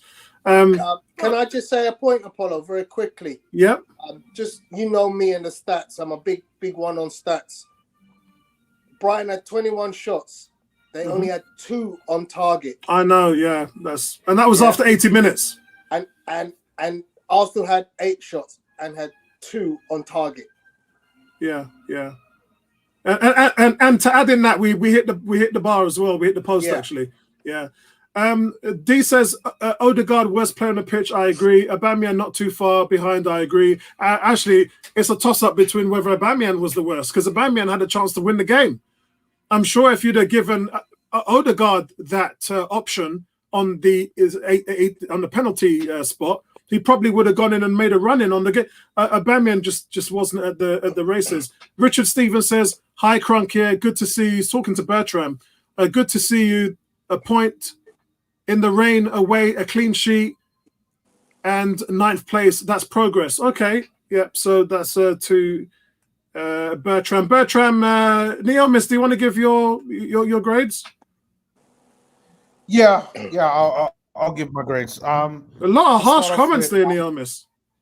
I'm not surprised by it though, because like I was saying, that like most Arsenal fans have allowed everything that's happened from the Spurs game, whereby positiveness has just come back, and I think a lot of Arsenal fans have been secretly hopeful that we were gonna just do away with Brighton. Palace come along, we're gonna do away with them. Yeah, you got Leicester and Villa, those coming up where it might be a bit tough, but even then, like, I think Arsenal fans have been secretly optimistic. So every time there's a draw, it feels like a loss. And then Neomis, what about those fans who wanted us to fail so that Wenger could get sacked? Arteta could get sacked. No, they're weirdos. There's still a lot of them out there. No. Listen, I'm not Arteta's biggest fan, but I want Arsenal to win. because trust me, if he fails, this club, you'll set us backwards another 5 years. Like that makes no sense. Like I just back the manager, whether you like him or hate him. He's here, and we have to deal with him. And you have to back the team. Like the better Yeah, we do. I think at this point that Carleto's put here, Apollo, you said Brighton, a team well-oiled, well-drilled, well-schooled today. Arsenal was not well-oiled. And I said that because this is only the fourth game that our actual team, Arteta's team, has played together, whereas Brighton has played together for 4 years, not 4 games. So that's the reason why we're seeing the disparity between the performance. What will an Arsenal team who's played together for months and games and games and games on end be like? That's my question to the fan base. What would this team be like after they have 10, 15, 20 starts together? That's what I can't wait to see. Go on, Neomis. I think, like, just kind of piggybacking off of that, I think with that, like you said, I think that will come in time. I think the key part with that is the one-touch football that we used to see under Wenger. Like, you could tell when Wenger was around that was just something that they naturally practice all the time. And like, it didn't matter who it was, whether it was Giroud or Ramsey or Wilshere, Cazorla, Rosicky, like it was just all pinging around. And that's kind of what we needed today to be able to get over Brighton's physicality. Because if we had a little bit of that, we would have been able to like probably get 1 or 2 goals overall. But like it'll come in time. But we'll by the end of the season, we'll be able to see whether it's here or whether there's been an improvement. So I can't wait for that to come, man. At the end of the season, I can't wait. Hopefully. So I can't wait. So what's your grades? So Ramsdale, I'm gonna give a 7.5. I would say, he's my man of the match. I felt without him, this game the game would have been different. There was a chance where Ramsdale, the cross came in, and if it wasn't for Ramsdale intercepting it with a save, easily would have been a Brighton was goal. the second. That was in the 82nd minute. We thought it was a shot, but it was like looks like he tries to cross it, but it's actually on target, and he parries it away. Yeah. And that was the one where I was like, you know what, like Ramsdale's he's doing a good job now, and I feel that his overall play today, I thought was really nice. I have nothing to complain about his game. Played the ball out from the back very nicely. So for me, I have to say that he was our best player. Tomiyasu and Kieran Tierney, I'm giving them both 5s each. They didn't have, it wasn't terrible, but I think the problem was just the way how Brighton set up with their tactics. That meant that our fullbacks were basically nullified, and they were specifically targeted all game. And no wonder why it was a Cucurella, I think was their left wing back was voted Sky Sports man of the match, which would have been Tomiyasu's side as right back. And I'm not surprised because they just caused Tierney and Tomiyasu problems all game. But, they still stuck in there, still tried to be as solid as they could. And I think that with their game not being that well, that's to do more of a structural problem with how the team is shaped and the midfield dynamic with that. So I'm going to give them both 5s. Ben White and Gabriel, I'm giving them both 7s. I thought both of them had really good, solid games. If it wasn't for them, this game could have been even worse. Ben White defensively looking even better in this game. His passing, I thought overall was really good. Even a lot of the stats show that. Gabriel, once again, just being the sentinel that he is, just been really solid, just captaining and leading the way with Ben White in that center defense. Partey, I'm going to give him also a 5. It wasn't a great performance from him. For me, it's to do with the shots. I don't mind him taking shots, but when it was consistently over and over again, whereby shots weren't even getting on target, sometimes he could have made better decisions to pass the ball instead to someone else, and it just could have been better from him. And I expect more from him out of these games. Sambi, I'm going to give a 6. I think he was a bit better than him. His passing, I thought, was really good. But again, due to the structure of the team, I felt that he was just getting overrun. Same thing with our party as well. Odegaard, I'm actually going to give a 4. I don't think he was great, like, at all. I think, again, that's partly to do with Brighton just nullifying what he's supposed to do. And I definitely think the Brighton manager, Potter, was looking at the Spurs game, because the Spurs game was exactly how Odegaard should be played. He's the link between the midfield and the attack, and he was nullified throughout most of the game. Almost looked invisible there. So for me, not good for him. Saka, I agree with you. I'll give a 6. I think he tried a lot, lost the ball quite a lot of times. I think there was one part in the game where I saw that he lost the ball 10 times. This is around the same time when Odegaard lost it 12. Still tried to kind of create stuff as well, but yeah, just not the right game from him. Should have come off a lot sooner, in my opinion. Aubameyang, I'm also going to give a 4. Not good for him. Again, another invisible performance. I don't know what else to say. Should have come off sooner as well. And Smith Rowe, I'm going to also give a 7. Definitely the best midfielder. I think this was just the right game for him compared to Odegaard, and like in that number 10. And I think we're probably going to see a lot more games like that, whereby having Smith Rowe in the number 10 is just easier, because I see Smith Rowe as he's a better goal scorer. He's someone that he likes to get into the box, whilst Odegaard really doesn't.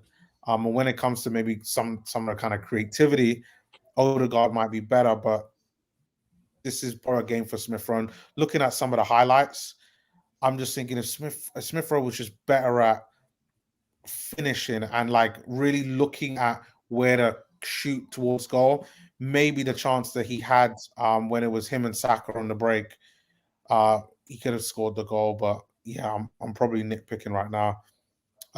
Lacazette, I'll give a 6, and Arteta, I'll also give a 6 as well. I have to say he's got to improve on the in-game management with the substitutes. I still have questions on why we are not seeing Gabriel Martinelli in the game. Like, I don't get it. I really don't get it. And he should have changed things a lot sooner in the game. And that's it. Yeah, I think so. GK says, I think you're being a bit harsh on Arteta for today's performance. Players couldn't keep the ball, not Arteta's fault. I actually do agree with that statement. I thought that Brighton had a very good game plan. I thought Arsenal struggled to break their press, and because of that, possessionally found this game very difficult. There was a lot of high press that was causing Arsenal problems, but it was just the lack of quality in those midfield players. Saka, Smith Rowe, Odegaard, they were all doing it. They were all doing it. Time and time again, just losing the ball. Saka, it was doing my head in. Like 4 times in a row, they would go with the ball out on the right, and instead of getting the ball off and playing that one-touch football, he gets the ball, tries to keep it at his feet. 3 blue shirts come onto him, and then possession's lost. And it was happening over and over and over and over again. But I did say this is a young team. They're just going to have to overcome this. And these are the things that when you're watching film, they're going to have to look at these things, replay over it in their mind. And Arteta's going to have to point these things out to them in terms of the importance of not holding on to the ball for too long and how to break the press. That will be a how to break the press lesson. We have to be a little bit more conservative with the ball in order to stop the heat. Once you're able to get 4, 5, 6 touches on the ball, the press starts to wane. Yeah, the press only comes for a short burst. It's not consistent. Anyone that understands how the rondo works isn't where if you play the ball 5, 10 times together, they're not going to keep running all over the pitch like wild rabbits or something like that. After a certain amount of time, the press will cool off. It will calm down because they won't be able to maintain that level of intensity. But the problem with Arsenal is as soon as they got the ball out in the midfield, they just lost it. All of them. Odegaard, Saka, Smith Rowe, a lot of them. None of them could keep the ball.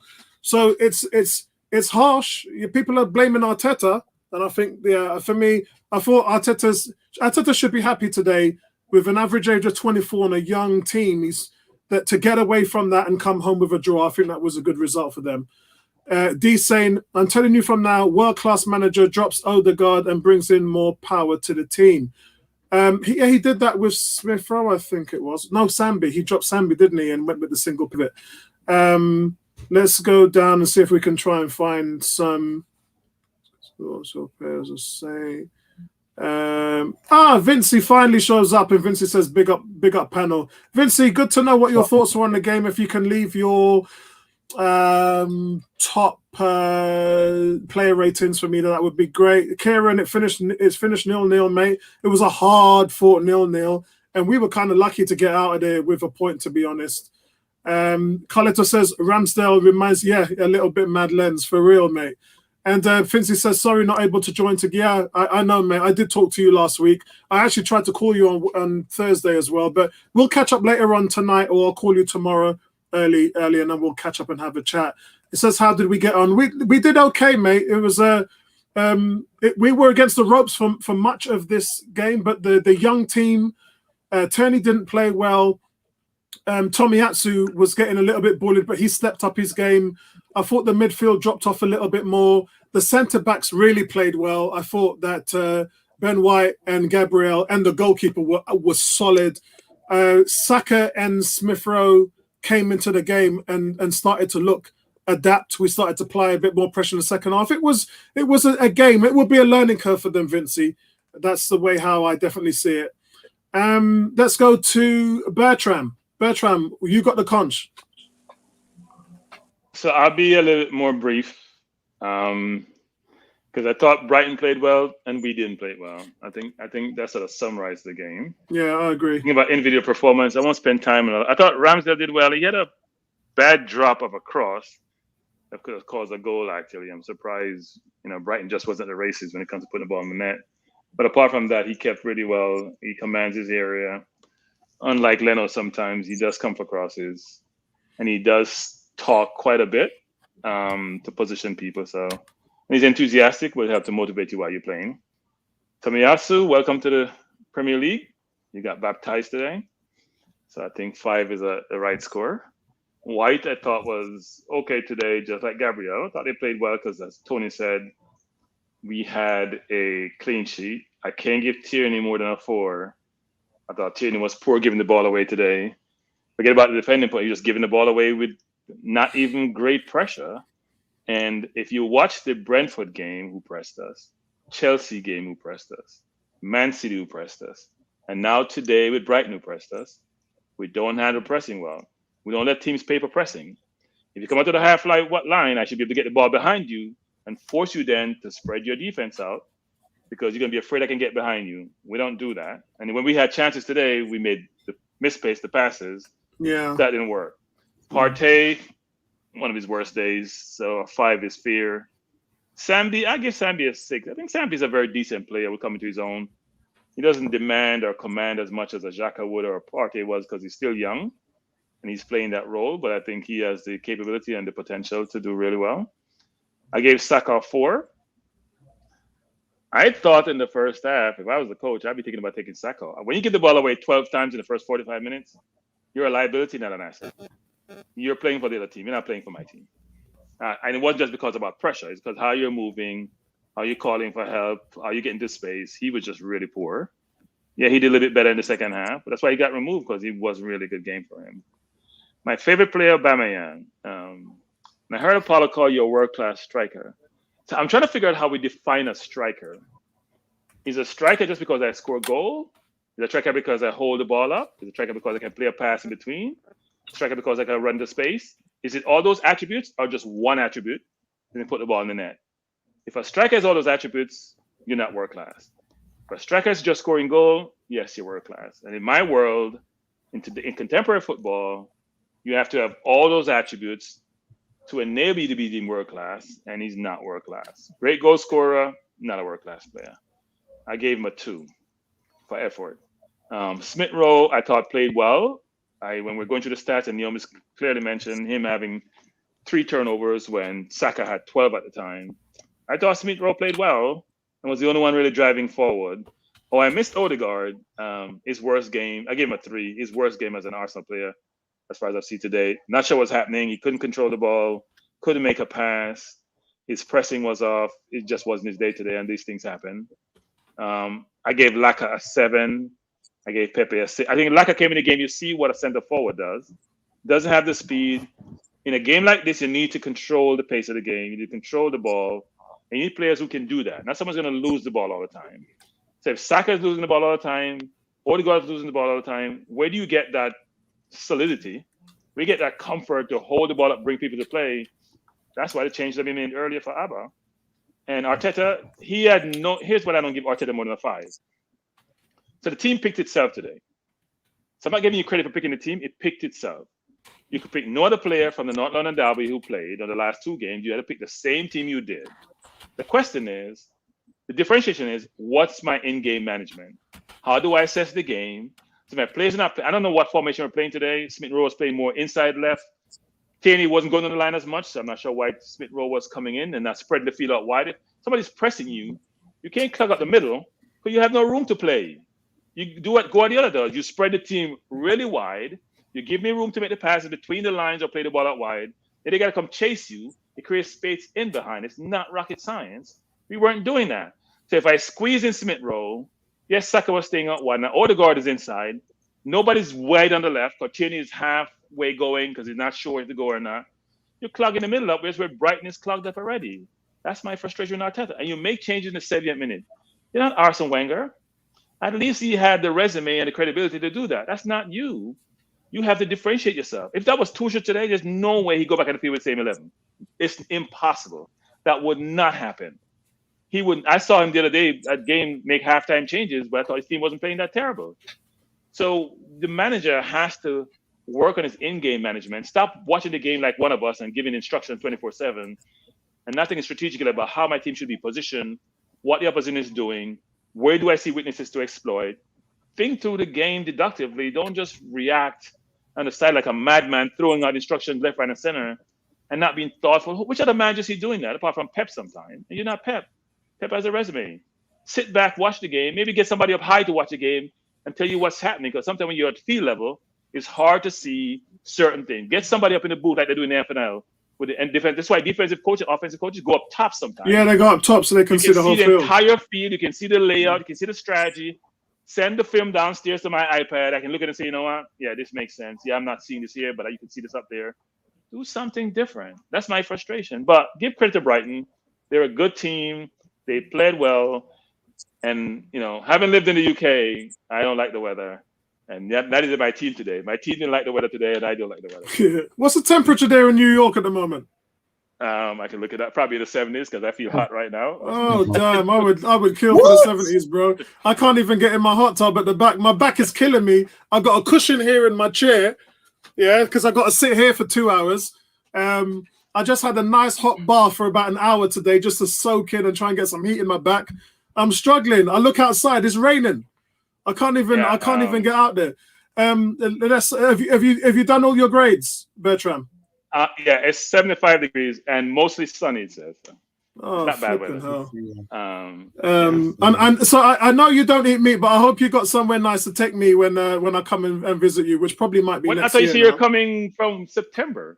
Yeah, I know, but there's been a lot of amber green issues here with all the COVID stuff, and there's still a lot of medical stuff that we're trying to deal with. I'm fully vaccinated now, but I just got to wait for everything to sort of clear up a little. So it's definitely going to be next year now, because it's my wife's birthday actually next month, and So anyway, okay. definitely we have yard food. We have real yard food here.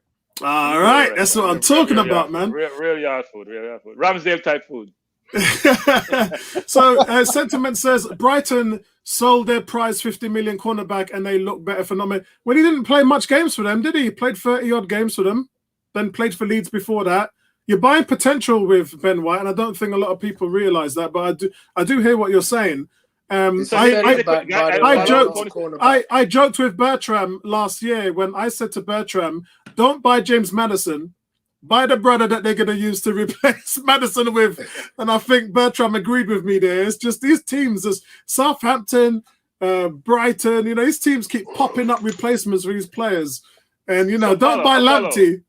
Apollo, here's a question. If we're saying we're planning for the future, why wouldn't we have taken Ben White 50 mil, buy Bissouma, and plug Saliba beside Gabriel?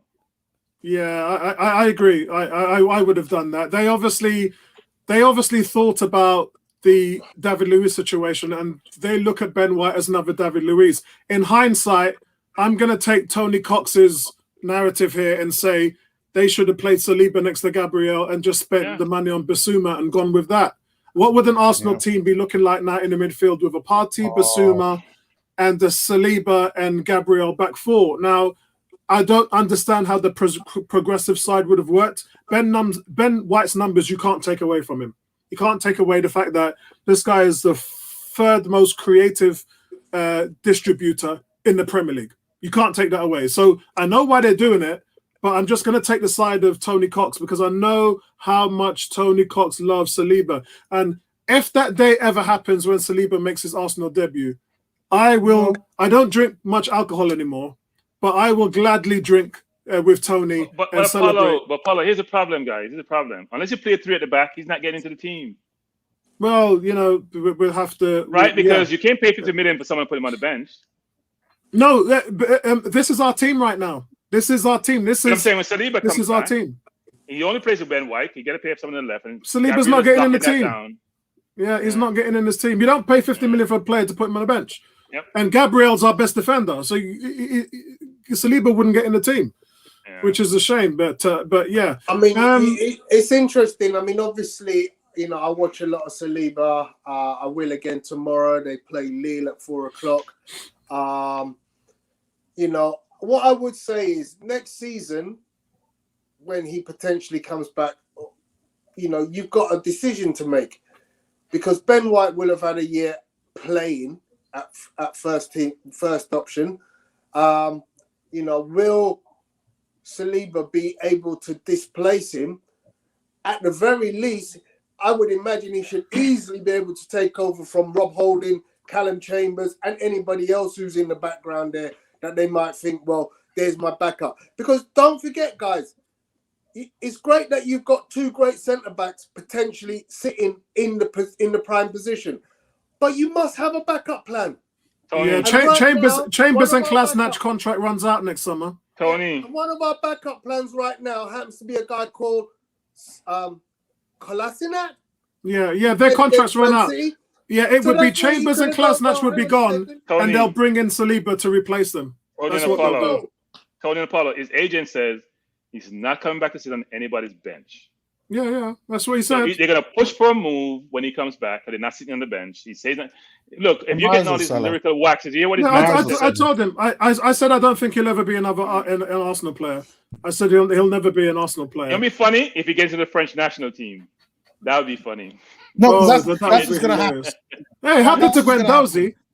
La African Guna, welcome, bro. How are you doing? Your name has been mentioned on this stream a few times from some of the listeners. Do you want me to put my player ratings back up so you can give your thoughts? Can you give me 5 minutes? I joined. My computer's about to die, so I don't want to start going into it and then get cut off. So you guys carry on. I'll be back in 2 minutes. No problem. I have to leave you, Apollo. I got to go get some glasses. All right, okay. Bertrand, thanks for joining us on the stream. Good seeing you. All Take care, brother. Cheers, bro. Yeah, man. The Carletto says Ramsdale drop was a result of a foul. That's what we were saying when Bertrand mentioned it. I said it's either the conditions or somebody pushed him. So I'm glad that the Spanish referee was happy to point that out. Kuke says you're right. I will take some solace in the fact that the young side kept a clean sheet. Brighton played very well. Sometimes you must give credit to the other. That's what I told Bertram and Neomis. Yeah, it's about when you. It's like a boxer, right? When you have a boxing match, it ain't just you don't stand up there and put your hands on the hair and stick your chin out like that as they go, and then but that's what Arsenal pretty much did follow. Yeah, I mean, you got to look at the statistics and go, how did he go against Brighton and allow 28 shots on goal? And I think that's one of our highest games of shots on goal by the opposition in the last 6 months. Yeah, it's something we don't normally do, but that's what happens when you face a quality team. They are a quality team. And I'm just going to call it an anomaly. Yeah, because I expect Arteta to roast some people between now and the next game to say, we can't accept that. We've become a very good defensive unit. And again, Yes, we performed. As I said, 3 clean sheets out of 4. Yeah.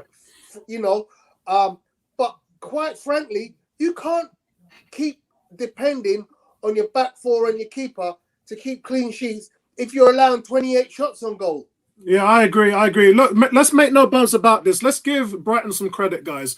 A year ago, I told Tony, Bertram, and the Friday Premier League panel that West Ham was going to make Europe, and everybody laughed, including Ian, who's a West Ham fan.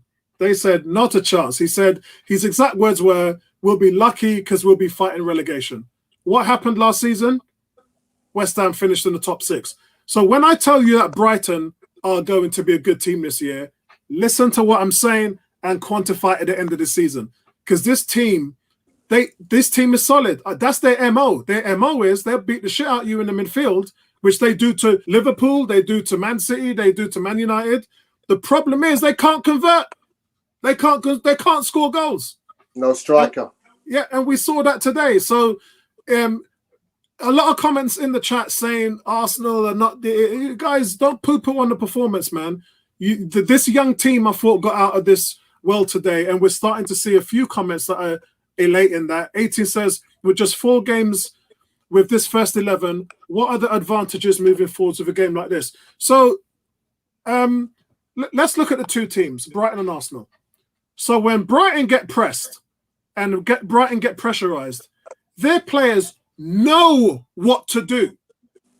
They don't need halftime adjustments or instructions because they've been in the system for a long time. So it becomes muscle memory. It becomes second nature. Yeah. With Arsenal, with this young team and just 4 games, that's not the case. So over a time, you'll be able to have situations where they will be heavily pressed like this, and it won't be a thing where they'll need a halftime adjustment or they'll need a different game plan or whatever. It will be a factor that the players will know. You try and press Manchester City like this in the midfield, and you'll see what you get. Yeah? That's why City is able to beat teams like this, because the players are telepathically knowing where the ball should go. They're good with the ball at their feet. They know how to break the press. Arsenal's problem today was they couldn't break the press. Now, as a team becomes older, better, because the average age is 24, we can't lose sight of that. But as they become more experienced, the longer they play together, the more they see things like this, they'll be able to deal with it in a lot better light. Today was a situation where they got kind of knocked down. I won't say TKO, but they got knocked down in the first round and they had to stand up and go 12 rounds. That's what happened to Arsenal today. So that's the situation. The longer we go forward, the better this team will be and the more that they would play together. And we still saw some good signs. Saka and Smith Rowe picking up the intensity in the second half when everyone around them in midfield was just falling by the wayside.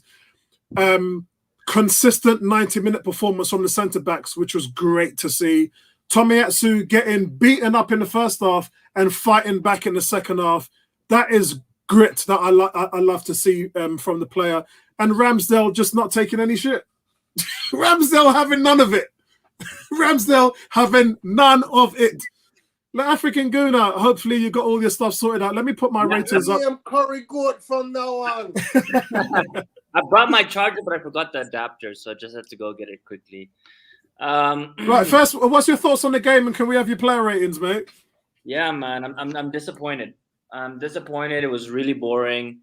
I was quite up for it, to be honest, and I think it was a good opportunity for us to catch up on the bigger boys because they had some tough fixtures this week where they were definitely going to drop points. And we saw that with United this in the first game, the first kickoff, 1-1 basically, and then also Chelsea kind of scoring in the last few minutes to get a 3-1 victory. So they could have dropped points as well. So I was really looking at this saying, if we win this, get 3 points, those guys drop points. I mean, we're going into this international break really looking healthy and with a completely different outlook and picture. Unfortunately, I think, hey, Vincey, unfortunately, tactics were completely wrong. Listen, I don't want to hear any of this. Oh, if Xhaka played, like, we would have. No, man. This is you know what? They're just trolling us. Ignore it. They're trolling us. Apollo. People honestly believe. So this. where was Xhaka? Where was Xhaka against Brentford? Exactly. Listen, I think the tactics were wrong, bro. You know, you can see Lokonga was playing that Xhaka role, and that was definitely the wrong tactic. We lost the midfield battle. Partey was getting overrun. We needed Lokonga to come back into that midfield and protect us. And even if it took a bit of creativity out of the side for us, I think that's what we should have done. And we would have gotten 1 or 2 opportunities. This was not a 2-3-0 game. This was going to be a just smash and grab, 1-0, defend, and kind of like the Burnley Norwich. Just defend and then just take the 3 points and start over. And unfortunately, Arteta took too long to make the changes. I mean, bringing Maitland-Niles in when Xhaka got injured, I mean, Martinelli really is pissed in this guy's cereal one morning because there is no reason that you bring on Maitland-Niles when you need to score a goal and you have a goal scorer like Martinelli on the bench. It really sucks because I really want to see this kid, and I think it's beyond the point of being able to be fixed. Like, this relationship has been kind of broken and it's fragmented, and I don't see him trusting him. He clearly doesn't trust him. So he's on 90 grand a week, man. Yeah, it's really disappointing. I think Odegaard was completely out of the game. Listen, I don't blame him.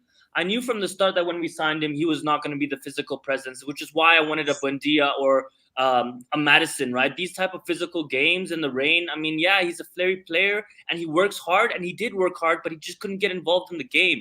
I think ESR was a bit selfish. I think that chance he had, he should have gone. Oh, where he could have squared it to Xhaka, that would have been 1-0. It was Pepe actually, and he could have gone for the shot. I'm sure it was Xhaka. It might have been Xhaka. You're right. Yeah, I'm sure it was Xhaka. Yeah.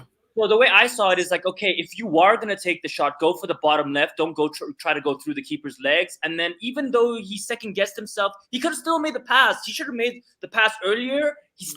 He beat his man and he took the shot. He could have still made the pass when he beat his man. So those are the type of opportunities where your United or City would have just killed that and then taken the one. See, that is a situation that we should improve on. Arteta took too long to bring the subs.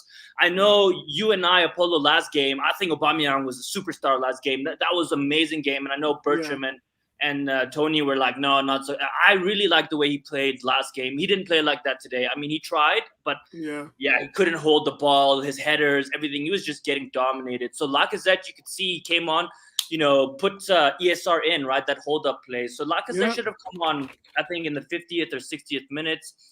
Apart from that, really boring, guys. We really didn't create much. And we were on the ropes, to be real. I mean, Tierney not having a good game. Tomiyasu really getting a taste of the Premier League. And listen, he's been man of the match for so many games. So I'm not going to go all out on him. I'm going to give him some time. I'm not too upset by that. I think he did better in the second half. My player ratings, I'd say Ramsdale, amazing. I mean, that save where he pushed it out, that was great. He's been really good, and I don't see Leno coming back into this team, period. I'm going to give Ramsdale a 7. I'm going to give Tomiyasu a 5 as well. I think that's fair. I'm gonna give White a 6. I think he was good. There's sometimes I think he switches off, and I think maybe it's because he's young. He still needs to develop. You can see that. I think he switches off sometimes. Gabriel was immense. I'm gonna give him a 7 as well. Winning all his headers, losing his tooth, another tooth again. What's going on with this guy? What? Tierney, I'm gonna give. Yeah, he lost the tooth today. Yeah. Hey, implants, man. Implants is easy money for these people, man. Their tooth will be back by next week.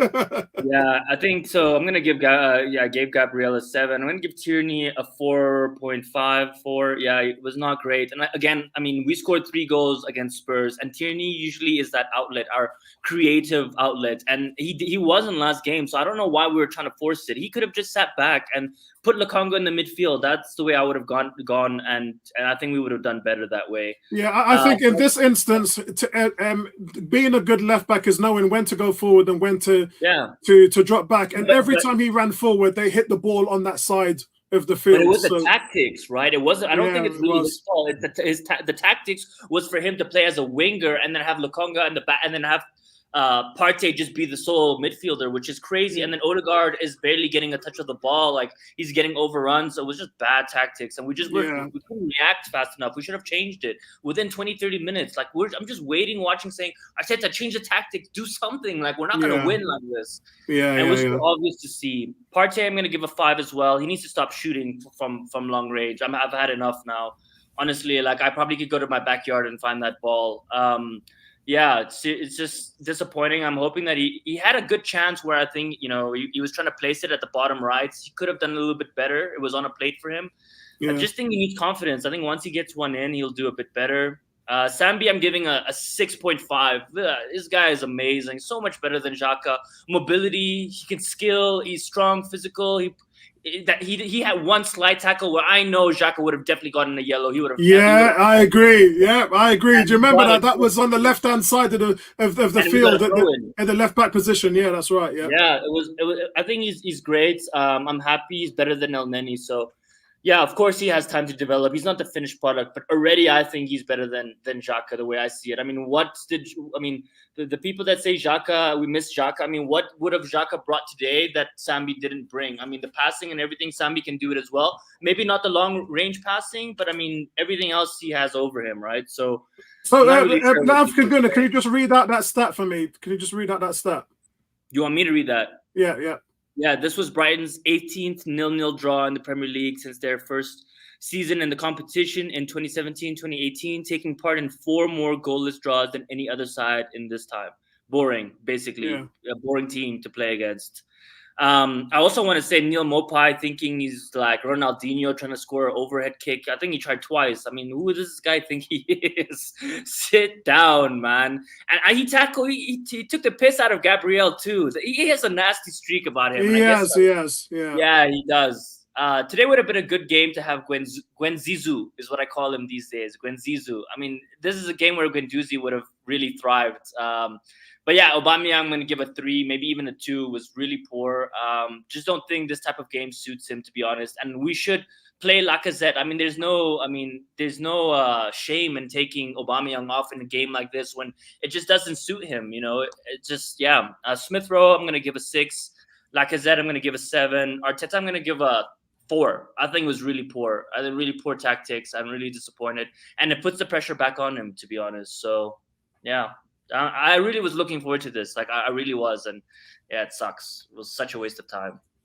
Yeah, I think it's we've moved up to 9th place in the table, and it just becomes that much more competitive. And the games against we've got Leeds, we've got Crystal Palace, we've got some very interesting games we're moving up to, and it's going to tell us a lot about this team. Today, I learned a lot about these kids. This young 24. This is the second youngest team in the Premier League. And I heard it was the youngest. It was the youngest in the first 3 games. But since we have the youngest squad, or today, I don't know. If you're talking about the squad of 25 players, it is the youngest. Yeah. If you take in 25 players, and I like seeing this transition towards these type of games where you sort of stand up, you make yourself accountable, you do get a result, but at the same time, you're coming off battle hardened. So how did that experience affect you? I'm not sure what happened to the young miss. I think we've lost him. But we'll literally come to the end of the stream now, guys. I just want to get you guys closing comments. I was just giving mine. I'm happy about the result. This is exactly what I predicted. I was a little disappointed in the way how the midfield didn't adjust to what was going on, but I expected that from Brighton. I didn't expect nothing less. I expected to go in here today, considering their form this season, and I expected to get manhandled, and that's exactly what happened to us today. We didn't pass the test, but we stood up and was accountable and came out with a draw, and I think I can take some solace in that. So I'm happy where I am today. I'll take the point and I move on. Tony? Yeah, I'm pretty similar to yourself. This was a hard battle. I think the 28 or 21 shots on target that Brighton have, that's got to be an alarming thing for Arteta. For Arteta to deal with. He's got to make sure we stop that kind of thing happening where we're just getting peppered. But it was always going to be a tough battle. And 0-0, I'll take that. And move on to next week. Excellent. African Guna? Yeah, I mean, from Tony's perspective, like I think I would feel more like I'll take that attitude if we had won maybe a few of the earlier games. I think I just more expectation because of the bad start that like we can't like yes in a normal situation if we were doing better I would be like okay yeah let's take that, but we're in a situation where I desperately think we needed these points because these are the type of games where as I said our rivals are dropping points and we're gonna drop points in the future as well when we have more competitive fixtures. So these are the type of games we need to sneak these wins in, because when we play a Man City and United and Chelsea again, we're just gonna lose. Those are automatic 0-pointers, nil point as we say, right? So that I guess that expectation made it a bit harder for me to accept it. I knew that Brighton was going to be tough and manhandle, but I still expected to create more chances. I think Tony's right, and we were kind of sitting back and we still conceded so many shots, right? So that is quite alarming. And the issue for me is that when we do that, we have no creativity. We know we can't create. So, against Spurs, we were creating so much. That was like the best game I've seen in a long time. It was amazing. And these guys, Spurs weren't ready for that fight. These guys were ready for it. Yeah. These guys would have seen last week's performance. Graham Potter would have had them sitting in on Monday morning and said, look what these guys just did to Spurs. That's what they're going to do to you. And those guys were like, they were having none of it. Dunk, Burn, all of them guys there, Morpay, they weren't having any of it. Couple more points. I think we weren't pressing as hard. I was also expecting, because we didn't play during the week, that I don't know, maybe it's a fallacy in my head that every game now once a week we should have full energy, like we should be going full out, especially knowing we have 16 days. So there was also that expectation. And the last point for me is like about the weather. Like, why are we saying the conditions? Like, yes, we are known as a team that plays beautiful football, but none of the top teams complain about, it was raining.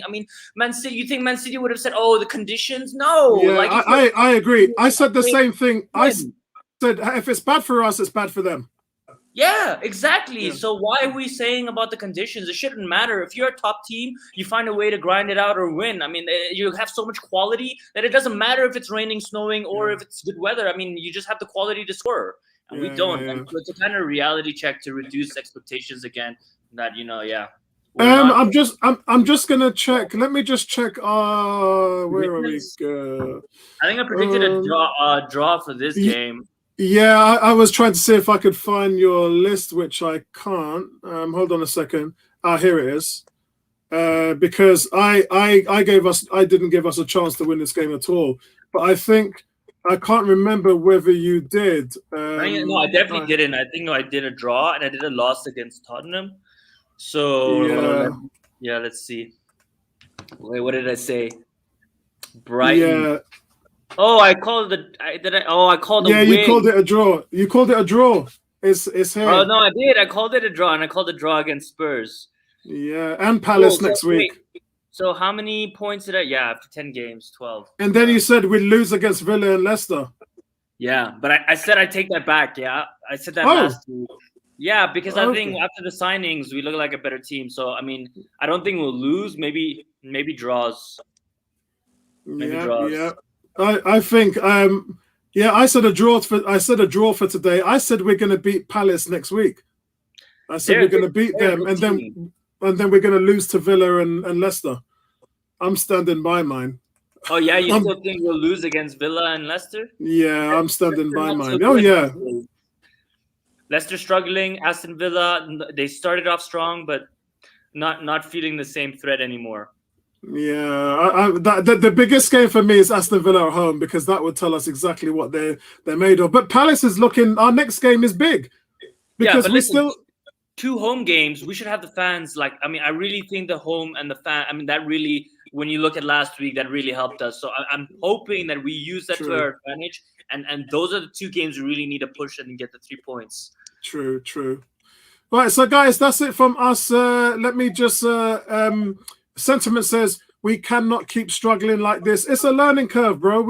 4 games with this first 11, and you're gonna and they've played okay and won quite a few games, but you're gonna have days like this where you're up against a quality team and you're not going to have an answer for it, and that's what happens really. So I think we're gonna see probably more of this, but at the same time seeing some growth. What's important, Sentiment, is that we grow from it. That's what's important. There are a lot of young kids on this team. What's important is how we grow from it. And yeah, Sentiment said beat Palace. Yeah, I went for a Palace win, so I'm looking to beat them. Yeah, I'm looking at the Emirates. When I was there at Tottenham, I felt that energy. I want to bring that energy. The crowd played a big part in that game, and I want to see that. D says bless up 101 little more. Yeah, same to you, bro. That's it for us. Can I say one more thing? Yeah, I've actually been watching more of the Arsenal women, to be honest. I've never really throughout oh, they're my life good. watched, but I've been taking more interest these last few months. And yeah, man, we have a really good team. Some of the players we have on the women's team are dominating, and we just got an American girl as well. I think she assisted today. So yeah, no, it looks good. So if you where are we in the table? I'm just trying to see if I can bring up. We're top. Oh, Top. What? Unbeaten. Yeah, but there's a few other teams that have also been unbeaten this season too. Yeah, Tottenham women have only played a game less than us. Yeah. So it might be them. Oh, the girls are doing good today. Big shout out to the girls, man. Always a blessing, man. Always a blessing. Yeah. All right, okay. I'll speak to you guys later, man. Thanks for joining me, everybody. One quickie. If you haven't seen, there's a video from yesterday's game in the under-23s. Against Brighton. That was a crazy move, and then obviously he got in front of him for the penalty. I mean, you can see this kid shouldn't be playing there. He's way above their level. I mean, you pull out skills like that. Are you talking about Charlie Patino? No, Balogun last night. Oh, Balogun posted the right back. He did a skill move, put it through his legs, then beat him, and the guy just took him out. Penalty. It was just. Oh, don't say that to me, because when we played him against Brighton, he fluffed these lines. He had a poor first touch. It was just like, mind you, he's special, man. Consistency, man. Give him more time. I mean, I'm not saying he should come in and stuff. I mean, he's better than Nketiah. First of all, that's what I want to say. I just think he needs more time, and over time, I think he'll prove to do well for us. But yeah, good to see skills like that. We don't see Aubameyang doing skills like that. Martinelli definitely has it in his locker, and Nketiah doesn't. So it's just good to see. All right, then, guys. Look, we'll see you in the next one. And guys, a well-earned hard point, and we have to move on from it. Bring up Palace. Let's do this, man. Speak to you guys later.